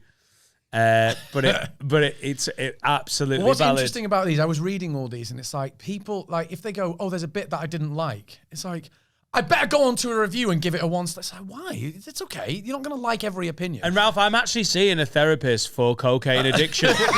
yeah. So that's why we've been talking about it. And someone's gone, I'm fucking bored of this. Yeah, And you're exactly. Like, oh, I'm Bore so off. sorry, because I didn't OD on set during the pod, which weirdly Carl left in. Oh, yeah, no, you can talk about it now. He's obviously got a problem. So here's one. So in between, incredible podcast, 5 stars. This is you guys. 5 stars, incredible podcast. Music distracts me while I'm working, so I listen to podcasts. Blah blah blah. This is fantastic, etc. And between 2 brilliant 5 stars, you've got this. Just excellent, loving it. 4 stars. Why? What? It makes no sense. got my head in And more. that- exactly, and that More than a 1 star. And that brings down your average. Yeah. Why? Just excellent. The Just best excellent, thing loving I've it. ever seen. 4 stars. Why? It's so Steve weird. Bennett. And you honestly, you read them and you just go, I can't get it. So here we go. Here's one. Unimprovable. Yeah. 3.5 stars. Exactly, yeah. Hit and miss. This pod is absolute chaos, which can make for both hilarious or boring content. Some episodes have you crying with laughter, others you turn off after 20 minutes. It lacks consistency, and Adam talks over or interrupts Dan and the guests to the point that it can feel very awkward. However, 1 in 3 episodes will be the best 2 hours entertainment you have that week. 3 stars. Why not just not review it? fair. I think that's fair. You stand on me more than I stand on you. No, it's true. We stand all over each other, and you've basically got to be a big boy. Go on, minute. But so do we. As you'll find out. I ignore was Carl that Jeff? all the time. Do my Jeff's in the wife. corner Jeff's in again. the corner again. Carl gets just ignored Yeah. 40% of the time. Have you ever tried doing it over Zoom? You crash each other all the time. Yeah, exactly. I In know. so a big part of our growth, we started this January 2020, just pre-COVID. That's what we did at the same time as us. Yeah, pretty similar, yeah. And then went on Zoom in March. It's exactly the same as us. We said as a joke in like the build-up to because we thought like, oh, it's just not going to be a thing. I never thought it was going to be what it became. We said if we get locked down, we'll do it every day. And then we got locked down, and our listeners went, so Come on then. every day. We called did it every so day. early that I went, oh, if we get shut down, we'll do a shutdown daily. And everyone was like, oh, yeah, that'd be great. And then obviously the branding of it became lockdown, and we got hammered for it. Like, why the fuck did you call it shutdown daily? You're like, because we called it in late February, you fucking Yeah, I nanas. know. Yeah. It's so. But what honestly, what people criticize and then give you like lower ratings for is quite amazing. So there you go. So But that last one, though, just a lot that's of it, there's, sometimes you got to listen. these are all 5 stars, but I they're- you choked to death on that lager, you cunt. these are all 5 stars, but they're all one-liners for yours, and I just enjoyed them because, especially if people don't listen to this and like out of context, these will be enjoyable. 5 stars. Purple Alley will bum you if you don't listen. Purple Alley. Purple Alley. 5 stars. Purple Alley's 5 stars. cousin. Like, lids. You're a nonce if you don't listen to this. And Spot on. 5 stars. Adam Rowe fingered a pigeon. Right? Got my badge. What about this one? This is 5 stars. Who's Dan? Never heard of Dan before this. He's funnier than Adam. 5 stars. Oh, have I upset you in the build-up to this? To be fair, He's handpicked these as well. to be fair, stay with me because there's some about ours and I don't think come we out. just Is leave there it any there. about him? And I don't come out great. Oh no, everyone loves him and everyone loves him, but me and you don't come out great. Okay, so Hercules. right, these are ours, right? This is what it's like. You say an opinion that someone doesn't like, right? Good podcast, but a minor gripe. 3 stars. This is for us. Sorry, but how can somebody moan about their production company having to fill in some paperwork for them to live 5 months in the Caribbean? Come on, Ralph, have a word with yourself. Brexit was 5 years ago. Time to move on. Oh, fuck off. Do you know what I mean? Fuck off. How incredibly specific a bitch is that? Really specific and 3 stars. Like bringing our rating down because I said one thing that then they were like, oh, I mentioned Brexit and I disagree, therefore you're going to get 3 stars. But still not angry enough to make it 1 or 2. No, it's like just a weird thing that, anyway. 3-star reviews shouldn't exist. They're the worst ones. They're Yeah. worse than They one. never get read. This is a thing amongst comedians in Edinburgh. So obviously, when comedians go to the Edinburgh Festival, and that's where a lot of comedians get reviewed ever. Like, never mind, like in en masse. But you read the 1-star reviews first, the 5-star reviews second, then the 2s, then the 4s, and you never read the 3s. The 3s could you just say 3 stars? Meh. Yeah. 3 stars. Yeah. This exists. Yeah. And it If you isn't- want to waste your time, you'll never get it back. Yeah. Yeah. More content, please. Old content being uploaded, lads. This is specifically to yeah. old content are being uploaded, lads. I see a new episode uploaded. Get excited to realize. Only to listen to. I've realized. Christ, I can't read. Old content constantly being uploaded, lads. I see a new episode uploaded. Get all excited to realize I've listened to it before. There's no punctuation in this, by the way. In the newest episode, There's so much. It's like a mirror. therapy. This is Yeah. I'm like, It's what? 2 episodes old in this one. Disappointed, lads. 1 star. As if, like, I've got a full-time job when I'm in Guadeloupe. He's got Just want to let you know, Ralph, I've got a full-time job as a stand-up comedian, and we don't ever rehash our old shit. Just to check, how is a stand-up comedian full-time? Don't you do a gig once an hour? Also, an Ralph, hour every you evening? just said, I've got a full-time job when I'm in Guadeloupe. I don't know if you know. It's not going to get a lot of sympathy. Yeah, that's true. Like, he's going to go and log on. You're And remember, spot on. I had to fill in some forms after Brexit. So very, very difficult. Who filled them in? Sorry? Who filled them in? Production. I don't fill in my own forms. What about this? This is us. Great podcast. Just 2 blokes chewing the fat in a down-to-earth, very funny way. Fantastic. A must listen. 4 stars. Give it 5 stars then. You're bringing our rating down. It's so weird. Love it. But it gets worse than this. Has potential, but sadly ruined by... Okay, this is what they meant. Has potential, but sadly ruined by immature, self-indulgent rubbish. 1 star. Oh. That's me and you. Has right? potential. Yeah. 1 star. Yeah, right. But Oh. also, they've got a typo, and instead of saying ruined by immature rubbish, they've written my. So it actually reads, has potential, but sadly ruined my immature, self-indulgent rubbish, which seems fitting somehow. That guy shouldn't listen to us. No, but I don't think. just turn it on. You don't have to. Just don't listen. So glad I came across you, pair. You've made my weekend. You are both so funny. 2 stars. Somebody explain that to me. It's so weird. Anyway. So there's a few. Oh, absolute dross. This person How says... many of these is there? Are There's we here 2 for more. another hour? This person says the word 1,500. dross. This person says the word dross and tosh in the same review, which tells you quite a lot about this person. I think, Absolute dross. Couldn't listen to this self-indulgent tosh. Anyway. It's Oh, about us? Yeah. Self-indulgent? yeah. 3 stars. Great show. Shame Ralph looks down his nose at Will. I mean, that's not easy because it goes in so many different He fills in his own paperwork. Yeah. And these are the last 2, and you'll see why they're important. Look, I love Will and Ralph doing a podcast. It's usually so funny, just as 2 Pints was. But in these current lockdown times, I don't think we need to hear Will going on about his father passing away. We need the humour at the moment, not listening to Will's loss. 1 star. Oh. Can you You horrible believe cunt. that as a review? Wow. Seriously, Wow. who fucking hears that? And like I That's said a earlier, funeral he- director that you didn't get back to. Yeah. And honestly, like I said earlier, like, yes, we do a lot of immature dicking around, but when he talked about his dad, this lad was so fucking unbelievably I remember open seeing your and honest Instagram posts and seeing how, like, you got to remember as well, like, when you're in an entertainment business, you sort of desensitized to it, but we've had a lot of people, when we have Vicky Patterson on recently, we've had people say, oh, your podcast humanized her. Right. And she's done I'm a Celeb. Do you know what I mean? So, like, they've had a version of it, but her just being on there and being normal. And stuff like that, when a huge star goes through something, they post something like that on social media or in a podcast and they talk about real stuff, it stops you being just an entertainer to these people and relate to them. And cunts like that can fuck off. Well, there was a few around that, which I didn't bother reading because for time, but like they're going, amazing to hear Will talk. So honestly, it really helped me with my mental health. It was really an incredible thing in lockdown. And it was, honestly, it was a wonderful thing that he did and a brave and fucking brilliant thing that he did. At a time when comes hundreds of thousands of people are struggling and with can't loss. see their family, and it was so moving how he talked about his dad. And then who goes on to a review and says, "Oh, come on, keep the laughs coming." Will going on about his who the fuck is that?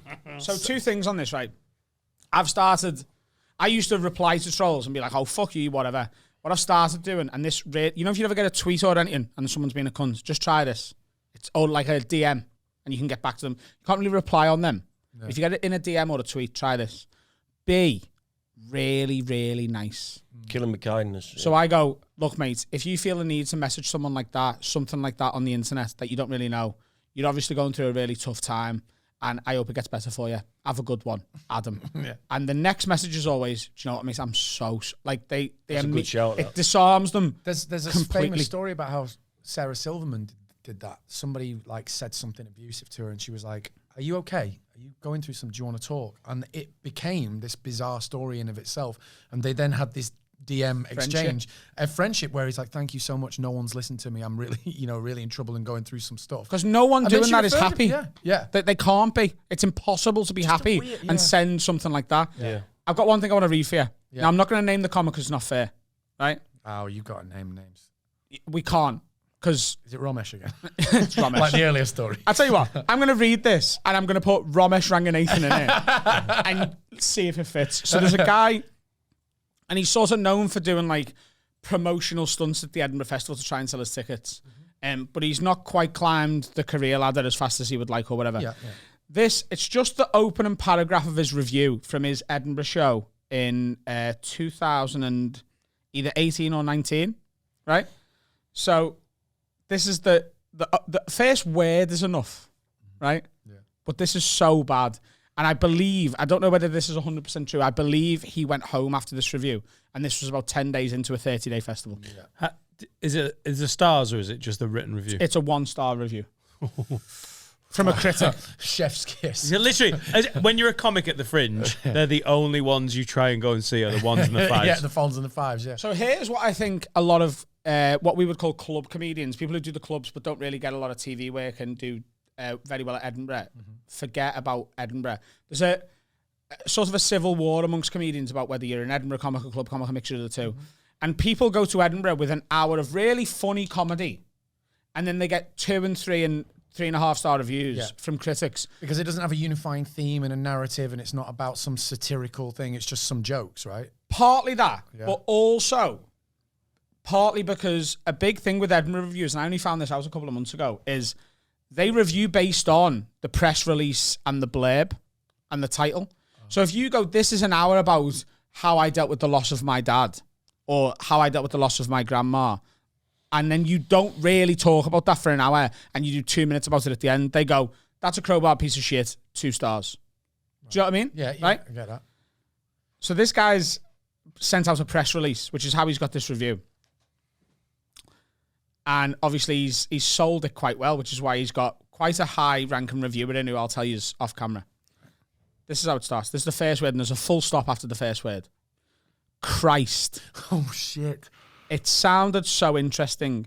It turned out so bad. Ramesh Ranganathan's title desperately wants to be cool, dangerous, wisecracking, the James Bond of Edinburgh shows. Instead, it's narcissistic, tedious, and deeply unfunny. Wow. I want to see it, though. I would have gone and seen that I would show. go and see that show all day long. The next day. Yeah. And that review got spoke about a lot in Edinburgh actually. It's like, has there ever been a more brutal opening paragraph to any review ever? 10 years ago, there was a show that was so famously bad, and it was right from the off in Edinburgh. I was up there that year, and in the venue there was a balcony that they couldn't sell tickets to the punters. Also, they never sold enough tickets where it was even a problem. And if you're a performer at the Fringe, you basically get a pass to go in other venues. So if there's space, as a comic, you get to just go and watch shows. And this show became so legendary for all the wrong reasons that the room was quiet and the balcony was rammed full of comics. And they had to stop. They had to close down. People were like, could I get a guest list for? And they were like, no, we're not doing that anymore. No. Because comics, by the middle of the Fringe, third week of the Fringe, there was 45 comedians up there, 23 people in the audience. So what would happen was the comic would try and do their joke. Was this in the nightclub room of the Gilded Balloon? They wouldn't laugh. You know exactly what show it is. The crowd. I just know the room by the crowd wouldn't laugh. And then in the pause, all the comedians would piss themselves. So the rhythm of the show was awful. And the comic was like, you can't have them up there anymore. It was just yeah. I genuinely do not know who it is or what show it was. It's just you describing the room that way. I was like, oh, it's got to be. And that's how much that and comics. So when you started reading 1-star reviews, people would be like, oh God, they're not going to enjoy that. There's something so weirdly cathartic about when someone calls you a cunt or watching someone. I did wonder about because I read ours and I was like, fuck, I mean, do I look down on my nose? I mean, I do. I just didn't know anyone would notice. But I was like, and then but then they're so weirdly inconsistent. The ones that go, "This is absolutely wonderful, the best podcast ever," 2 stars, and you go, "Well, they don't. That's ridiculous." So you've got to be able to laugh at it. But I have a genuine question about, and I don't mean to be all kind of like, hugging and learning and sort of let's all be nice to each other sort of question, but that makes me really sad for that person that got that review and then went home 10 days into a 30-day thing. I'm like 80% sure that's true. Well, just to be fair, honest, like we talk about. There's a lot of talk these days about mental health, right? But that person, they could have gone home and killed themselves after that review if their career was that big a deal to them and that's what they had, and they'd worked really hard to put an hour together and spent the money on Edinburgh. So then what do? Do you go, well, reviewers shouldn't be that mean? That seems wrong as well. I don't quite know where. Okay, I think that paragraph is unnecessarily mean. It delights in being cruel. Yeah. In and for everyone else, it's way. funny. But I understand what you're saying. But just to sort of offer the other side of it and devil's advocate it a bit, he has asked to be reviewed. Yeah, it's not through his letterbox. Yeah. Is it? That. He has begged reviewers, come and watch my show. Tell me what you think. And review it. Yeah, that's true. And he's not like he's just gone to the Edinburgh Festival and gone, I hope. Like, this is a press release. Yeah, you're right. There's a reason that in that first paragraph, it sounded so interesting. And they're not assassinating him. They're assassinating the work, really. When it borders on bullying is when it's like I've seen where it's like an attack on... I got someone like in a review, weird, like early on, attack my facial hair, and you're like, I don't know. Like someone was like, and he's got, it's almost like appalling facial. Look in here, it's no, kind like of wispy. yeah, It's but wispy. like that's when he goes, oh no, that kind of isn't all right. Although that's a minor example, but like they're being cunty. Yeah. But at least they're being cunty about the show. I think your point actually about he's asked for it. He's put out a press release. He's gone, come on, bring it because. Big boy. Yeah, you're rolling the dice, aren't you? If he gets a 5-star review, then his career's made. Or their career is made. We don't know if it's a he. There's so much hypocrisy within comedy in that, and I suppose it's probably the same when you make a TV show. And we were talking before about how Two Pints sort of divided opinion. Like, I hate the fact that at the Edinburgh Festival, reviewers are a big part of it. I really do. And I would love it if they weren't. I would love it if it was all on word of mouth and it was all on flyer and the effort you put into it. Or if in Edinburgh there was a way for everyone that's bought a ticket to a show to put a cumulative 5-star review together, like iTunes, like Apple Podcasts do. So you could go in the second week of the show, well, Adam Rowe, he's got 900 reviews and it's averaging at 4.8. Yeah. So why would that be less important than some disinterested professional theatre reviewer who doesn't give a fuck about stand-up? Like, it would be useful. But Two Pints, when we did 2 Pints, like, it's really interesting because like we say, the critics, they were like, no. But word of mouth, you're talking about being a word of mouth comedian. 2 Pints was a word of mouth show. It was like 2 Pints was like the ultimate word of mouth show. Do you remember when it came out? I think that's the best thing about the success. It came from the right place. 9 series from word of mouth. Yeah, and it was that doesn't happen, boys. Do you know what I mean? It doesn't fucking happen. In spite of the reviews, like the reviews came out and was like, this won't last. And then people like yourself would whisper to each other, going, "Have you seen this show? You should stick it on when you get home from the pub or whatever." And word of mouth, it should, by any normal metric, it should have died. It should have died after series 1, and yet it came back and back and back and back. And by series 4, we were like rock stars. Remember walking out to the live audience, it was amazing, banners and everything. I'll tell you what, though, the first series, when people didn't know what it was, you come out and there's old people knitting on the front row. You think they're not going to enjoy it. Guys, I've got a boil hanging out my ass, and they're like that. What did he say? Did he say ass? They're not going to enjoy it. We'll be lucky if they're. We were like, you can hear sweets whacking off, dentures, and you're thinking that's not our audience. Yeah, so it took a while to find it, and then they literally were queuing up the street. And it was just and overnight. People One night, suddenly, it was like the live audience. We walked out,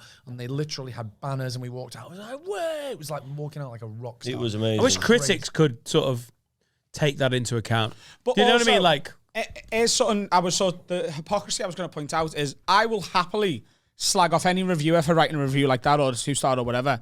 But at the same time, I'll read it. And at the same time, if a reviewer gives me a 4 or a 5, I will plaster it over every post that I've got. Well, yeah. So if the comedy industry and the theatre industry and the TV industry wants to truly get rid of this, they need to never give it any attention whatsoever. You've got to pay. If you pay attention to 5 stars, you've got to pay attention to the 1s and the 3s. Absolutely. Yeah. I think to round off what has been quite a spectacular episode. So we have a title feature of our show. The initial idea of Have a Word was that people could write in and ask us to have a word with their friends on their behalf. So it might be like, oh, my dad's recently divorced my mum. He's already got a new girlfriend. Will you have a word with him? Tell him that's too soon. Okay. That sort of thing. We get a lot of correspondence like this, and Dan fished out one. Is that all right? Because this is a crossover. Let's do it. But it man. would feel Well, bizarre. you guys have had 2 pints with Will and Ralph. So We have. So that's your side of the crossover. And also, it's And nice now for Will us have not a to have word. to think of someone. You just run the show, and we'll just Hey, respond. listen, I brought the reviews to the party. and they were great. Thank you very much. Yeah, that's the only bit. 5 that's not stars. That's the only bit that's been And all edited the 5 out. stars are great. But what about me and you talking over our respective partners? That's bad, isn't it? Oh, I felt so looked down. Were you upset? Yeah. Did you look down on you? Yeah. Can you tell Look I'm down looking your down nose. my nose? I'm From looking in Guadalupe. Several directions. Can't believe I have to. You can look down his nose and round the bend through his head. at the same time. Ralph needs to stop looking round the corner down his nose. Yeah. Can you believe that Will said that about Ralph? He must be really upset.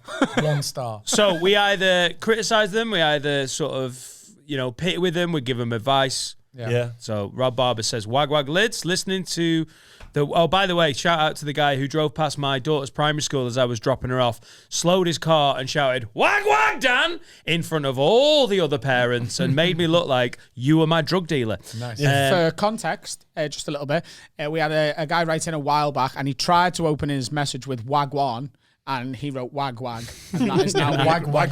Yeah. And I'd suggest that he was wag wag Liz listening to Which is sort of what happened with that woman from Sheffield and Jeff. Absolutely.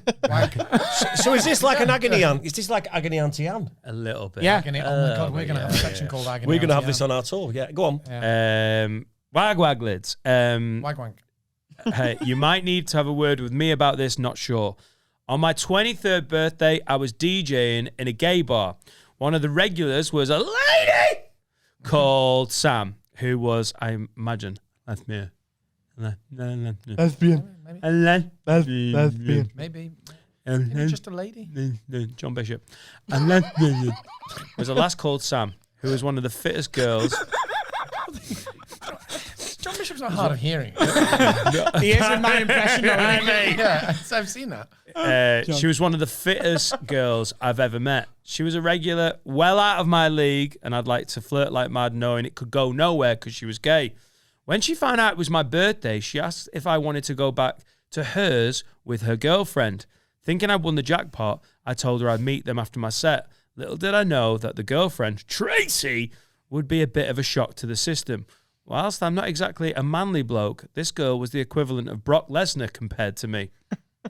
Overcome with fear and panic that this girl could do whatever she wanted with a strap on, and there's now I could do to stop it, I made my excuses and left.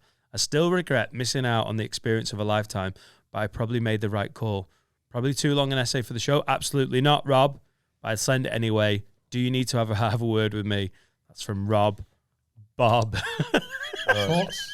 Yeah, 100%. I'd have been there just as a spectator. 100%. You got. I mean, how do you know? You'd have been Jeff. Yeah, I'd have been Jeff in the corner. But this brings us right back to where we started in a beautifully circular way. I still am kind of furious with you for not. That wife in the No, I'm hotel with you on that, with mate. Jeff I've got and- an image of Jeff and his fucking what's stained different white about this? fronts. Like, look, you got to take chances in life. No one on their deathbed ever has gone, do you know what? I'm so glad I didn't have more sex. I think, like, fucking, He should have gone in because. he should have yeah, gone in. Rob should come on. absolutely. And also, maybe he would have enjoyed it. No, who says she was going He to do should have that? absolutely gone back. Fuck it, you've got no right to say it. He has, that's a No, I different- have. He has. Because there's 2 women. Exactly. Yes. What? That's better. Exactly. That's what I'm Exactly. saying. You Should could've have just gone. Oh, sorry. Yeah, But yeah. you yeah. just could have said to Jeff, "Nah, mate, just stay in the corner. I've got." I I've think got it's shit quite to do." difficult, Ralph. I'm just going to say this out loud, like as an Brilliant. actual human adult. I think it's quite difficult to go back to a hotel room with Jeff and Julie and ask Jeff to stay in the hall. I've actually got one of these, a real one. No, Whoa. Sorry, Will. Strap on, no. Let me close the laptop. no, it's a story where I go, that was one that got away. I can tell the story, but you know, I hosted a show. I was. I love that Will's started this story and is now going. No, Is this a good I was idea? hosting a show with your ex. Lisa. It was a magazine review show, and we had Bridget Nielsen in as a guest. That is Brock Lesnar. Yeah, we had Brock Lesnar. No, Bridget Nielsen come in, and shut up, Carl. And the producer I was said, getting into the producer said, I thought that's what we did. she loves younger men, right? And he's going, she loves younger, so please, she wants you to do the interview. She's American, just got to sort of go with her, right? Doing the interview and all that stuff. And then she said, it was all finished, and then she said, come with me to the car. So I was like, okay. Get to the car. She went, open the door, get in the car. I got in the car, and she stuck the lips on me. Like, proper stuck the lips on me. She's 60 plus at this point. Yeah, and she's 6 foot with these massive boobs. 6 foot plus and 60 massive plus. tits. So you'd have lost the header. No, she grabbed. Well, when She's a Viking queen. she hugged me. You wouldn't want to mark her on corners. Yeah. Do you know what I mean? If the gaffer goes, yeah, Will, you're on Bridget Nielsen on corners, you'd be like, oh, gaffer, get some. All the femininity of Robert Huth. Exactly. Yeah. Well, and she put my head between her tits, right? And I felt like a small boy. I was like, fuck, I was frightened. I must admit, I was frightened. And the driver used to drive me years ago, and he went, all right, Will. And I went, hi, with a fear in my eyes, going, fucking save me here. And she knocked me, and then she went, where's my hotel? And she went, tell him where my hotel is. And she said, you come there tonight. Come to my hotel. And I went, yeah, all right. And she kissed me, and then I got out the car, shut the door. I was like, fucking hell. And they was like, what are you going to do? So I said, fucking hell, I'm frightened to death here. So I said, I've got to go home. I'm going back. I was living in Manchester at the time. I've got to go home. Anyway, my missus rings me, and I tell her, I'll tell her, fucking Bridget Nielsen just stuck the lips on me. She wants me to go back to the fucking hotel, everything. And she's laughing. Anyway. Oh, that's so sound. What a sound, Mrs. You're not bad. Because she knows. Unbelievable. She's like, because she knows I'm shitting myself. I'm like, fucking hell, frightening it was. It was frightening. Attack of the 50-foot woman. Anyway, I'm on the train, and the phone rings. Hey, Will, it's Bridget. And I was like, fuck, she's got my number from production. Where are you? Who gave it to her? Where are you? I said, I'm on the train. I'm on the way home. She went, oh my God, you should be here with me. Why are you not here? Why are you so boring, Will? I went, I've got a girlfriend. I was like, oh my God, Will, you're so boring. And then I go home anyway. Then on the way back that night, I'm going out to pick a takeaway up. The phone rings again. Hey, Will, it's Bridget. I went, please, Bridget, please. I'm not interested. I've got a girlfriend. It was my fucking girlfriend winding me up. Hearing me. She was like, I'm at your house. And she was literally just like, I'm coming to see you. Where are you? And I was like, I'm not in Manchester. I've got my girlfriend with me. And it was Michelle, my wife, who was my wife at the time.